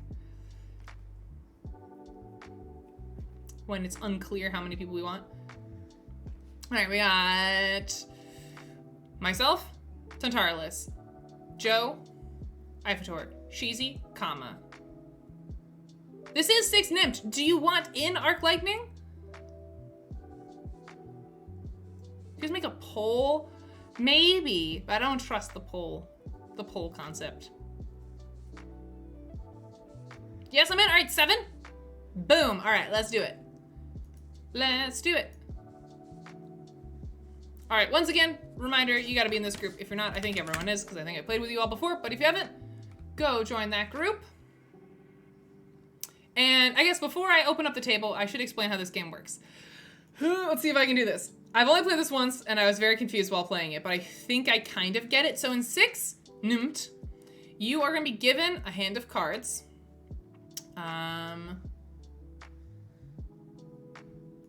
Let's find a table that's not in that phase of the game. Bum, bum, bum, bum, bum, bum, bum. Can I like spectate someone's actual hand? I guess I can't. In the game, you're gonna see your hand up here, right? And you're gonna get a hand of cards. As Tantarlo says, there are 104 cards. Each card has a certain number of bullheads on it. This is the number, I can zoom in a smidge. Oh, not that far. Oh God. It has a number of bullheads. That's this dot up at the top. So this card 46 has 1 bullhead. This card 45 has 2 bullheads. I don't think there's a rhyme or reason. I think they're just like evenly distributed. It's not like higher cards have more bullheads, lower cards don't. It's just kind of whatever. And when you pick a card from your hand to play, it's gonna go in this like lineup that you see over here. So once everyone's picked a card, they're gonna be lined up over here from lowest to highest. You're then gonna take the lowest card. Sheezy, I didn't know that. I figured there was some sort of like way that they figured it out, but it's not, it doesn't super matter. So you're gonna line up, you see they went from 62, 68, 69, 104. Then what happens from lowest to highest, you're gonna take those cards and add them to one of these 4 rows where your card is higher than the card that's furthest to the right and that has the smallest gap, to my understanding. So like, you'll see if that, oh, cool, Tandarlis. Y'all, that is a very cool fun fact. So you're gonna take the cards, you're gonna lay them in line. You'll see right here, 48 was not higher than any of the cards in the row. So what happened to that person, because this card had nowhere to go, they have to take all the cards that were in that row. And what happens when you take all the cards in the row, you accumulate all the bullheads that were on the top. Again, it has nothing really, functionally, it has nothing really to do with the numbers. You'll collect all those bullheads, and then you'll see that up here in your score. I'm gonna move my camera so you can actually see people's scores. Hold on. Yes, you get to pick the row you take when that happens, and obviously you wanna pick the row that has the fewest bullheads, because this is a race to not the bottom. You don't wanna be the first person to lose all your points. Every bullhead you acquire, you lose points. So you'll see, everyone starts with like a decent number of points, and every time you acquire bullheads, you lose points. So the first person to run out of points is bad. You don't want to be that person, so you want to acquire as few bullheads as possible. Yeah, that is kind of it. The other thing is that when you max out a row, if you are the person to put the 6th card, that's hence the 6 Nymph. If you're the person to put the 6th card in a row, you also get that entire row and collect all the bullheads. It's simple conceptually, but there is a lot of strategy where you're trying to anticipate where people are gonna be playing their cards so that you don't get stuck either placing the 6th card in a row or taking a row because your card is lower than all the rightmost cards. I hope that makes sense. I cannot enlighten you on the strategy of this game because this game confuses me strategy-wise. I understand technically what's happening, but I am very bad at it. So we're all just gonna have fun. We're gonna figure it out together. I believe we decided we were gonna make a 7-person table. If you want in on this game and you did not already tell me, speak now or forever hold your peace, because we won't have a spot for you if you don't say something. Make ready, take all the cards, can't wait. I am gonna crop out my hand for this game because I do think, I want people who are playing to be able to participate in chat. So I'm gonna crop it so you guys can't see what's in my hand, and I think that should be fine. Make it check games arena. All right, game is started. Link is created. All right. go ahead and join that game. If you did not ask for a spot to be saved for you, please leave the spots for people who did ask to be in the game. I should have some good faith in you guys, but I think it'll just be easier. It's not that I don't trust you guys, I just think, I don't know, think it'll be more fun. Where it's like a true, here, hold on, give me a second to crop it once we get in.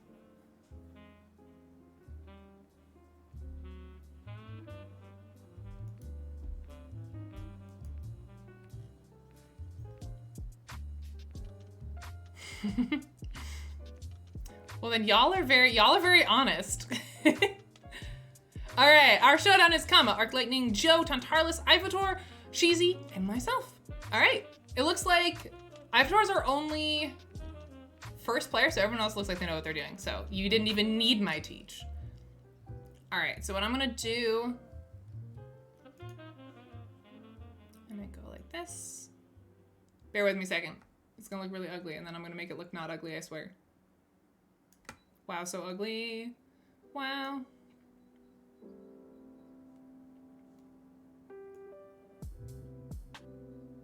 All right. So you can watch a stream if you're playing the game. There's no secret information out here. I've cropped my hand out of the screen. Oh my God, I don't know what to do. Okay, God, my hand distribution is very, very ugly. I'm gonna go with this. Oh, those cards don't show up very good. If you make the table via play now, yeah, different layout.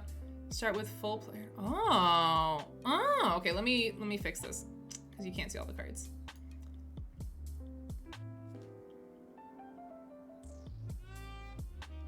So okay, everything's fine. First round.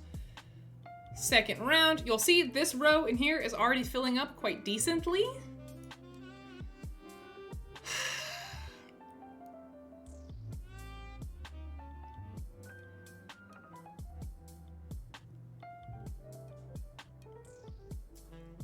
I want to like stick it to people, but I don't know how to do that. All right, I'm playing this card.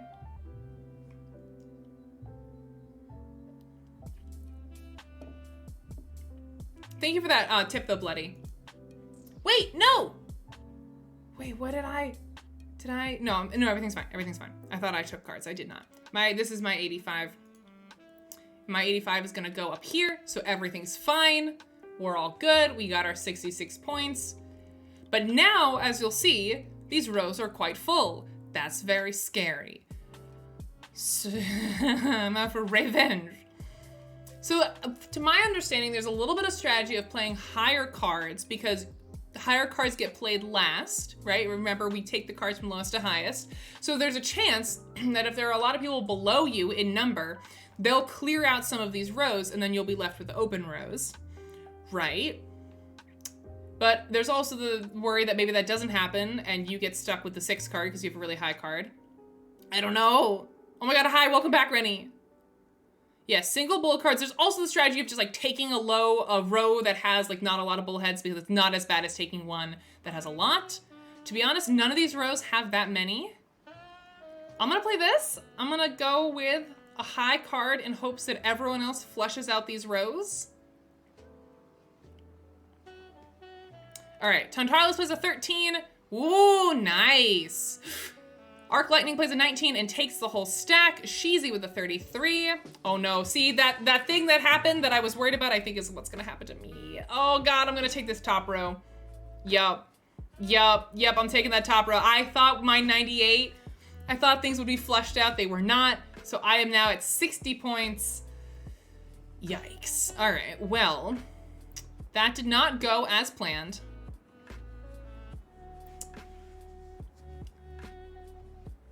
But I can play this. And there is a benefit. So what I'm doing is I'm playing a card that is exactly one number higher than one of the cards that are out here on the right. So I know exactly where it's gonna go. I think that's part of the strategy. I think that works out well. But again, I don't know what I'm doing. I lost by like a million billion points last time I played this, so. I'm sorry, but this will be fun. That's very ominous, Ifator. Very ominous. So what I did was I played 87 hoping that it will go here, which I think it has to. Usually playing one off is a good strategy unless you wind up taking a row. Got you. See, there goes my 87 because that's the only place this could go. No one else was gonna have a card that went in between 86 and 87, just by the way, like the math works out. So that was like a shoe fire, gonna be fine placement for me. But now, oh God, my hand is so bad. I don't know. Also, in case anyone's wondering, because you kind of can't see the scores the way I have it cropped, I'm losing. I have 60, Kama and Shizi are the only two who have perfect 66s still. LOL, I never actually left. I just started linking without telling Nightbot. You must tell Nightbot everything. You must tell them your deepest, darkest secrets. So okay, my 53 is gonna be fine, thank God, because that row got flushed by Joe. So now my 53 goes here and everything's fine. Lovely.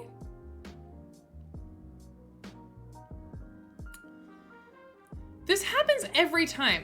I end up with like a lot of really high cards at the end of the game and it gives me so little like wiggle room. I don't know what to do with it. Oh, Ivatar is 54. I see, I'm not losing.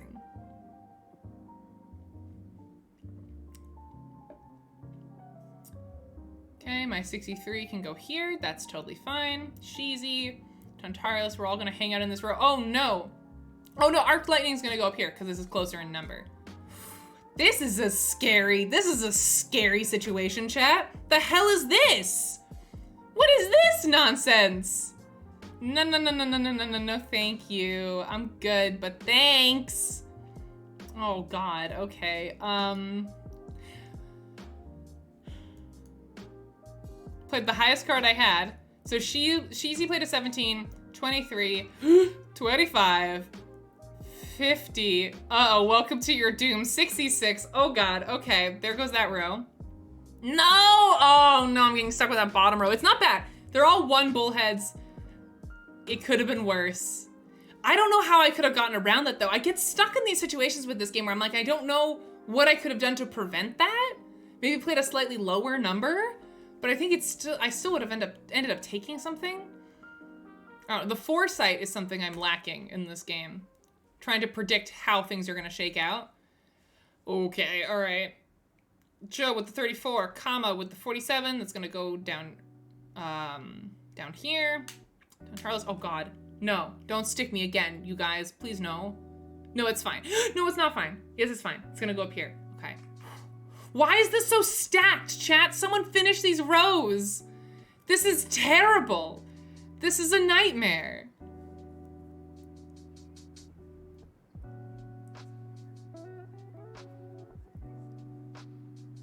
This is my hell. What is happening?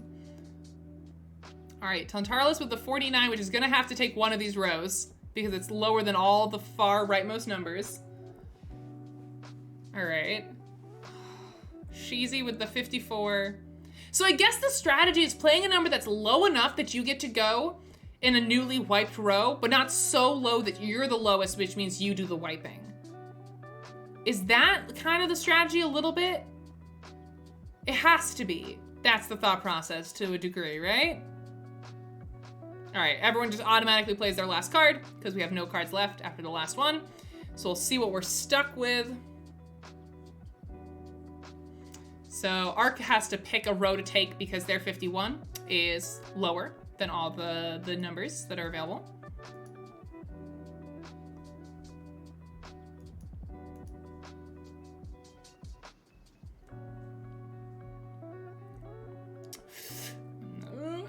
Okay, we're fine. Everything's fine. Everything's fine, look at that. Beautiful. All right, so now we all just drew brand new hands. All the cards got reshuffled. All right, I'm gonna try a new thing, chat, where I don't do lowest to highest numbers. Because I kind of find myself falling in that pattern, right? Of playing my lowest to highest numbers. I don't know, we're gonna be spicy. We're gonna do something different. I don't know, this is a good idea. But I'm doing it.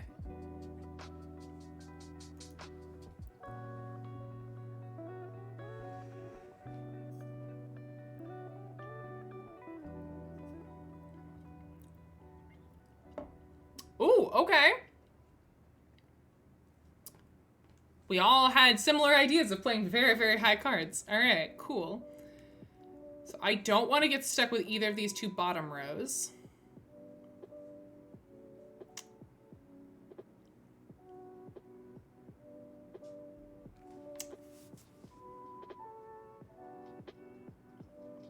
Yeah, it's until someone hits 0.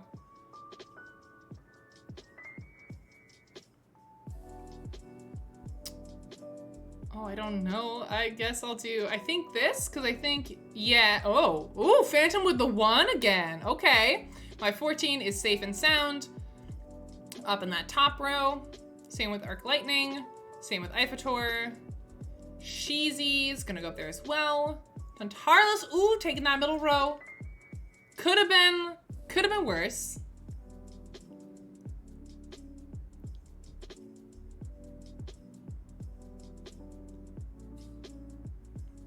I think this is a safe number. Oh, sure, yeah. So current score count, lowest score is Ifator with 35. Highest score is Sheezy, who still has a perfect 66, which is insane. And everyone else is pretty evenly distributed in between those two scores. All right, there goes my 30. Nice and safely tucked away in the middle. Ooh, Ifator takes that row. Ooh, Ifator is down to 24 points. I feel like I'm a raceway caller right now. Giving you guys the verbalized play-by-play. Oh God. Okay, so I'm gonna try something. See if I understand this strategy correctly. I'm playing a card that I know is too low for any of these rows, but I'm hoping other people will clear it first, which I think is what's happening because Sheezy played a 16, which means they have to take something. Finally, Sheezy lost some points, now down to 63. Phantom then follows Sheezy, then Tantarus, then, ooh, am I gonna make it? Yeah, I'm gonna make it, because then Arc Lightning goes there, I go there. All right, I'm starting to get it a little tiny bit, chat. I'm getting it a littlest, tiniest bit. Ooh, Ifator has 17.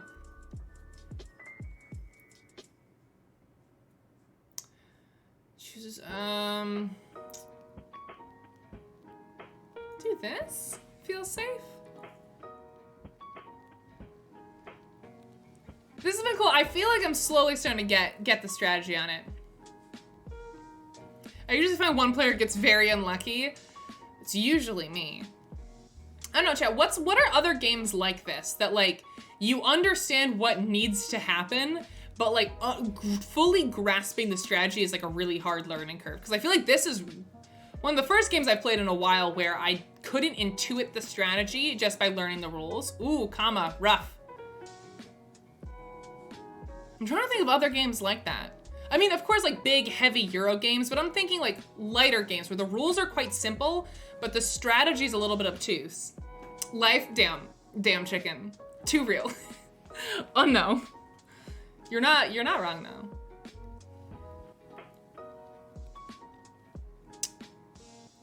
Oh, no, I don't want to pick that card. Oh God, I panicked. Oh God. I almost played an 83, which would have been really bad. No, in 83, I would have guaranteed taking this last spot. We can't have that. No, thank you.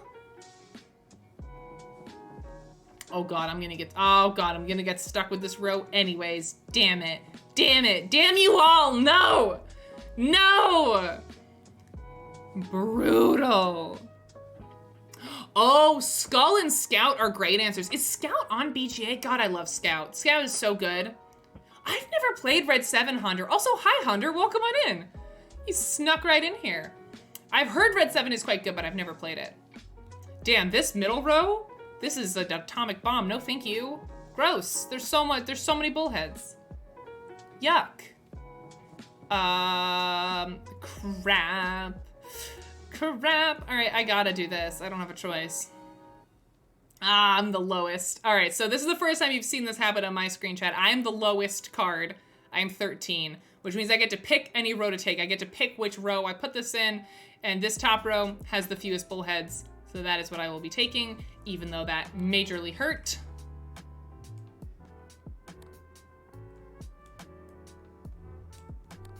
I still can't wrap my head around the special rule version of this where you place the cards either to the left or right of the row depending on the number and the difference. Oh God, I feel like that muddies the strategy, but also just makes the math a lot harder. I feel like you have to think a lot more about where your cards are going. I mean, maybe it's fine with like BGA just doing it for you, but that seems like kind of an unnecessary headache.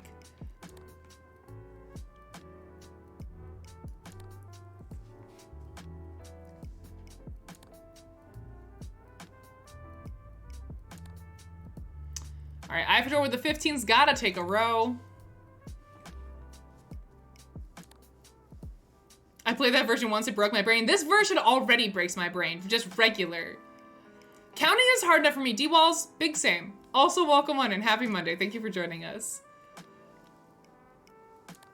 Yeah, I find it hard enough to predict where my cards are gonna go. In this version, I can't even imagine where it's going from both sides. Jeez. No, thank you.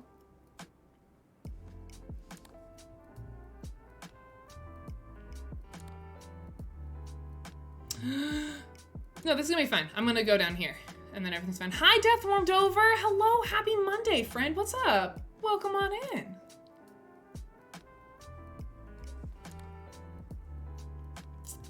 Oh no, this is bad. This is very, very bad.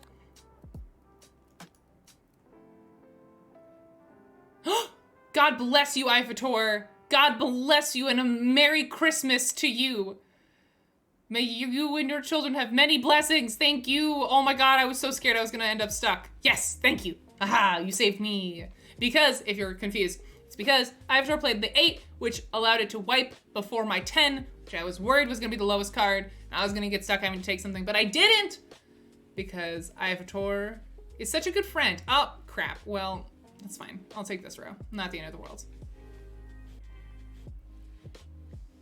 Also, we're now after these cards go out, we're at the end of this round. So, score update from yours truly. Sheezy still in a phenomenal lead with 60 points. Way down the line, we have everyone else where we have Arc Lightning with 45, Joe with 42, myself with 40, not doing that bad. We have Kama with 39, Tontarlis with 36, Arc Lightning with, no, we already said Arc Lightning, 45. And then Ivatar has 7, so I have a feeling Ivatar might be the one to end the game. Just a wild guess.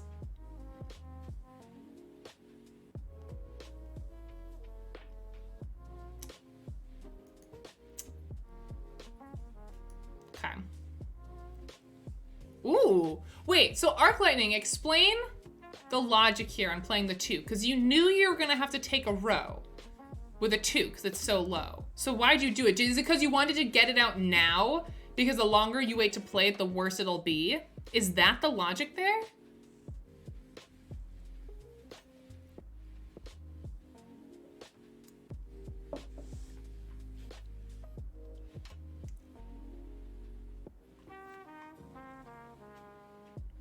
I didn't want to just take one. Okay, that's what I was trying to say. Is you're doing it now before it gets worse, basically, with how many points you're going to be taking. That makes sense. That makes sense. I'm slowly understanding how this situation works. I'll go ahead and play my 15. All right, so we got 3, then 7 goes down here. Phantom Meeple with 13. I just barely squeak in with my 15. All's fine. Everything's good. Bad for Sheezy, though. Takes that whole row down to 53 points. Sorry, Sheezy. That was rough. That was rough. I guess I'll go ahead and play this one. So I got a 2 and a 3. So the 4 let me go both row. Let me get both low numbers out. Got you. Oh, interesting. This has deceptively more strategy than you think it does. It feels a little bit random when you like learn the rules on paper. Right, Ivatar with the 20 up top, followed by Joe. Tontarlus is gonna go down at the bottom. Arc Lightning taking that whole row, but not as bad as it could have been. They were all 1 bullheads in that row, so not too bad.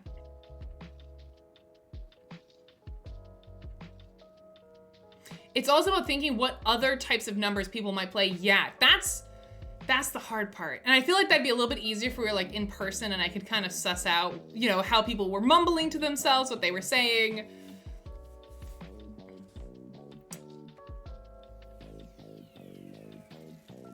Do people like card count in this as well? No, Joe! Joe, no, you don't mean it! Joe! Please! No! Oh, you suck. You suck so much. I'm down to 29! No! I'm in second to last now. Joe, really?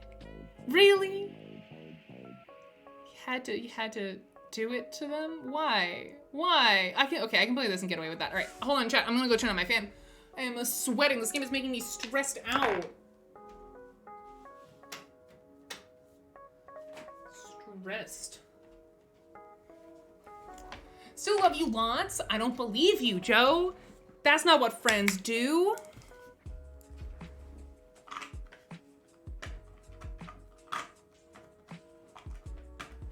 I'm gonna get that battery charging. All right, so I played the 98 because I knew that that could safely go down in the bottom row. Oh, sorry, Joe. Oopsies, my bad. So sorry. Too bad, so sad. We're gonna do a similar type of logic here.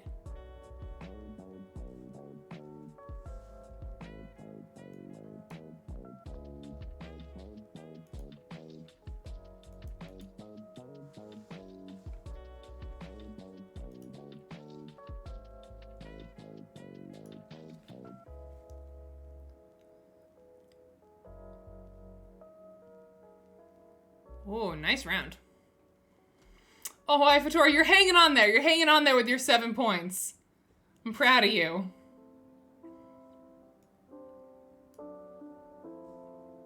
These numbers are very, very high. Something's gotta give. And this is where the strategy comes in of like, who's playing the lowest cards and taking rows, and how can I be just high enough above that I get in on those new rows before those new rows also get wiped. Do you know what I mean?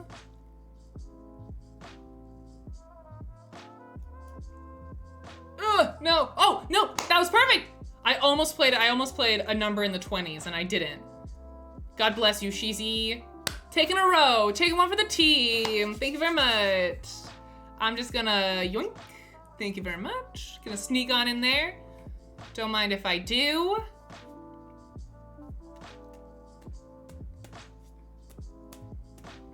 And then Ivatar can sneak on there. Nice, nice.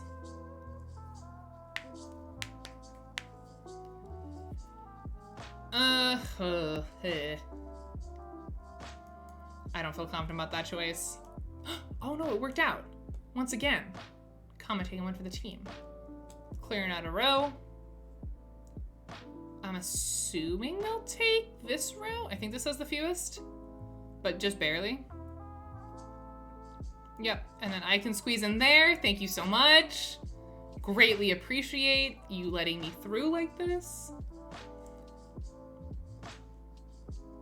Oh no, this music's too sleepy. Too sleepy. There we go. Gross. Gross. Mine's to avoid taking bulls. Very smart, Meg. Very smart. Kama, did you just have a lot of really low cards? Taking like the last 3. That's brutal. Oh, I'm gonna get no, I'm not gonna get stuck. Oh, let's go! Yes! Ooh, Arc Lightning down to 34 points. I squeeze in at the end. God bless. All right, that's the end of that round. Or these are the cards left in our hand, so we should see where these go. Ivator is hanging on at the bottom with 7 points. Then working our way up the ladder, we have Kama with 20, Tantarlis with 22. I have 29 now, which is not great. Oh, sorry. Kama with 20, Tantarlis with 22, Joe with 25, me with 29. Arc Lightning now with 28, just lost some points there. Oh, Joe's down to 15. I should have waited till the end of that round to start saying the scores. That was dumb. I think I understand how you guys are playing, so I'm comfortably chilling down here with my mighty 7 points. It would be iconic, Ivator, if you did not lose this game. If you were able to like wait and hold on for Joe's 15 points to hit 0, that'd be awesome. Okay, official score update now that the round's actually over. Ivator was 7. This is people who are closest to losing to people who are least close to losing. Ivator was 7, Phantom with 15, Kama with 20, Tantarlis with 22, Arc with 28, myself with 29, and then the only person beating me is Sheezy, who has 40 freaking 5, which is insanity. I don't know how you're doing that. It's making me very stressed out. Oh, Kama with the 2. You waiting for my 29 to hit 0? You better watch it. You better watch it, Ivator. Gerwak on 2nd place, right? Thanks, Sheezy. I had no illusions of beating you. I have no clue how you still have 45 points. Very impressive.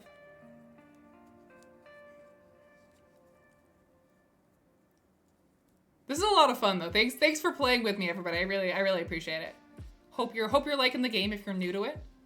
And if you're not new to it, I hope trying to win against my dumb luck is enjoyable. Let's do like this, because I think that should be safe.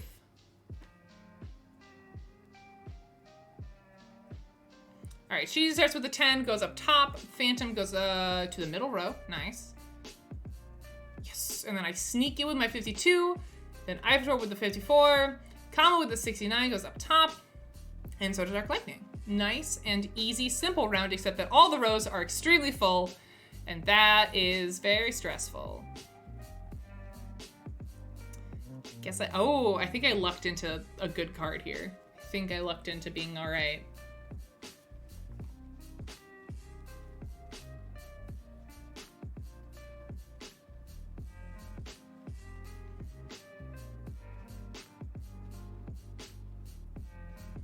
I really want Ivator to hold on now. I'm like pulling for the underdog here.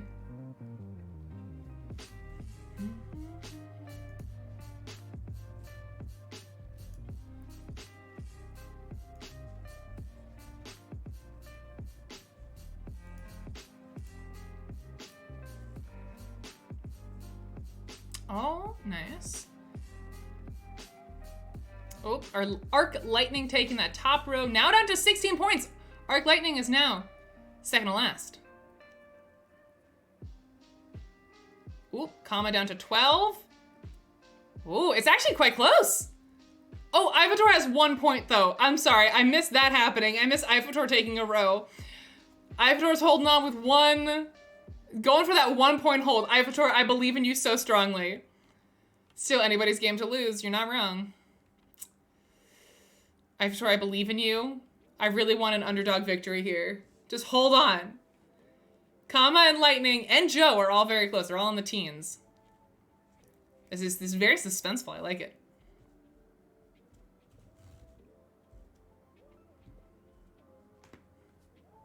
All right, easy round, easy round.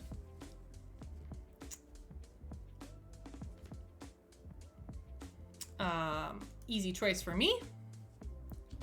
I had 31, so I played that so I would safely get snug up here at the top.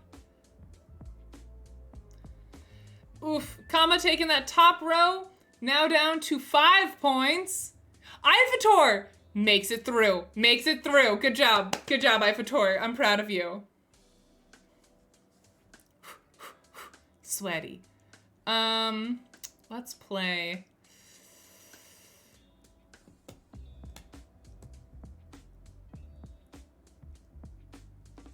It's probably, I don't know. I'm gonna do that.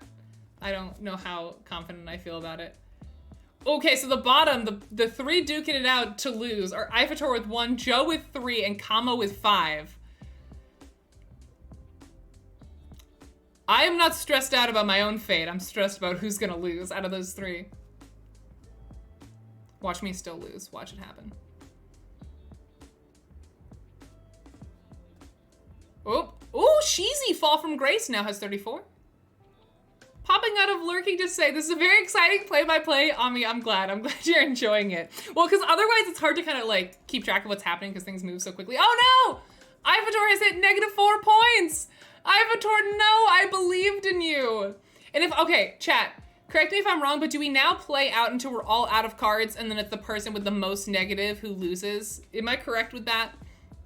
I think that's what happened in the last game I played. Correct? Okay, cool.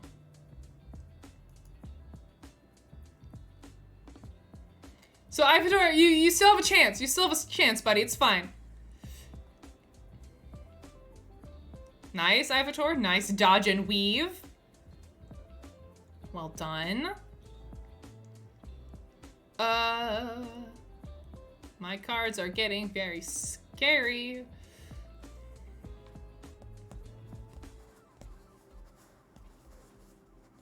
I'm getting second place though, I think. Unless I suddenly do really bad. I should knock on wood after saying that.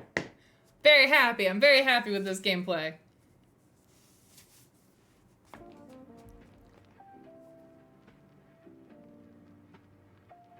Ooh, all right. Tontarlus has to take a row. He might get first. I don't know about that, but we can hope. Have a hope and a dream. Nice, Ivator. Oop, oop. Joe takes that row. Joe is now -3 to Ivator's -4. Oh no. Ooh, and I snuck away without taking that last row. I was worried about playing that 102 down there.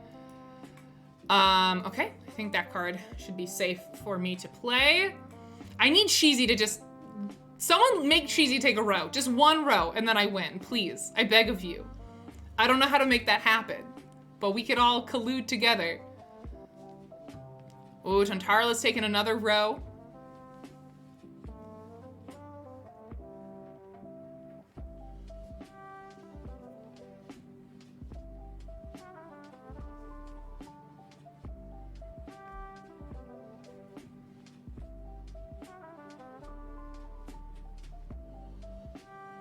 Alright, Sheezy slips in the middle, so does Joe, followed by Kama. Arc Lightning taking that middle row. Now down to 6 points. I sneak on in afterwards. Thank you very much. No, Ivator took that last row, now -11. These are the final cards. They all just played automatically, so we'll see where the chips fall at the end of this. Again, Tontarla's taking a row. Damn, I was really hoping I could get a last-minute first victory. But you had this in the bag really early on, Cheesy. You were doing really well from the beginning. Oh, no. No, it's fine. It's fine. It's fine. Everything's fine. Very chill last round. No one really took anything except for Tontarlus. All right, that's the end of the game, everybody. Our final scores are in first place. Round of applause for Sheezy with 34 points, followed by yours truly with 29. That is a lot better than my previous record, which was like -20 or some nonsense that I got when I tried to play this with randos the other day. Then Tontarlus was 16, despite taking a lot of rows at the very end. Still got a very good score. Arc Lightning was 6, Kama with 5, Joe with -3, and our triumphant loser, Ivator with -11. Thank you all so very much for playing this with me. This was a lot of fun. I feel like I have a better grasp on this now. I really want to get this game and play it, but I know my game group would hate it. Oh, they get so mad at each other. But maybe that could be fun. Maybe the chaos could be fun. You never know. But now I do have a better grasp on why people love this game so very much. It's a very interesting dynamic strategy.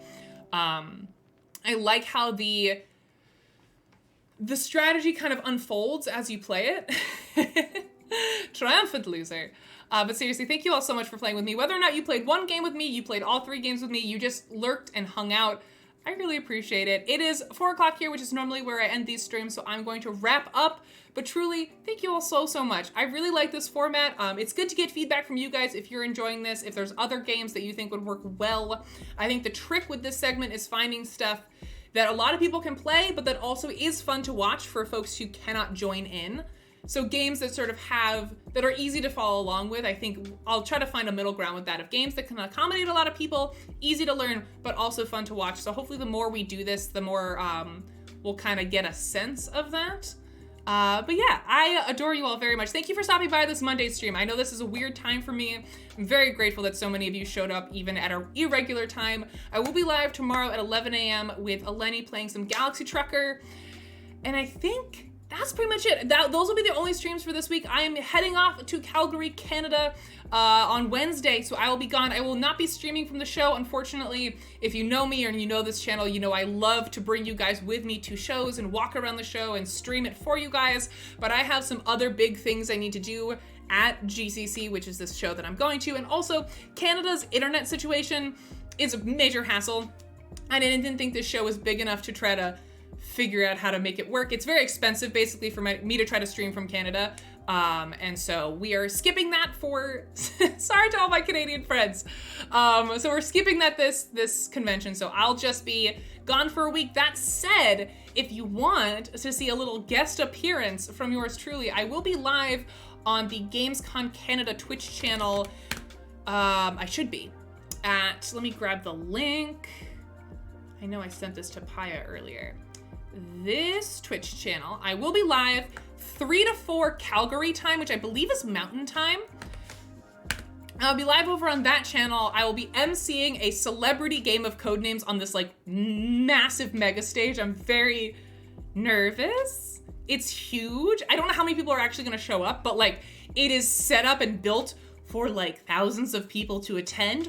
Very scary. It's gonna be little old me and my little suit walking up there, telling people about Codenames, emceeing a game about Codenames. Yeah, Mountain Time's a thing. It's real. Yeah, that's what I'm gonna be doing, 2 to 3, I believe, Mountain Time, on Friday. So if you wanna be in chat, I won't be able to see chat, but I will feel the spiritual support through chat because I will be a very sweaty, nervous girl.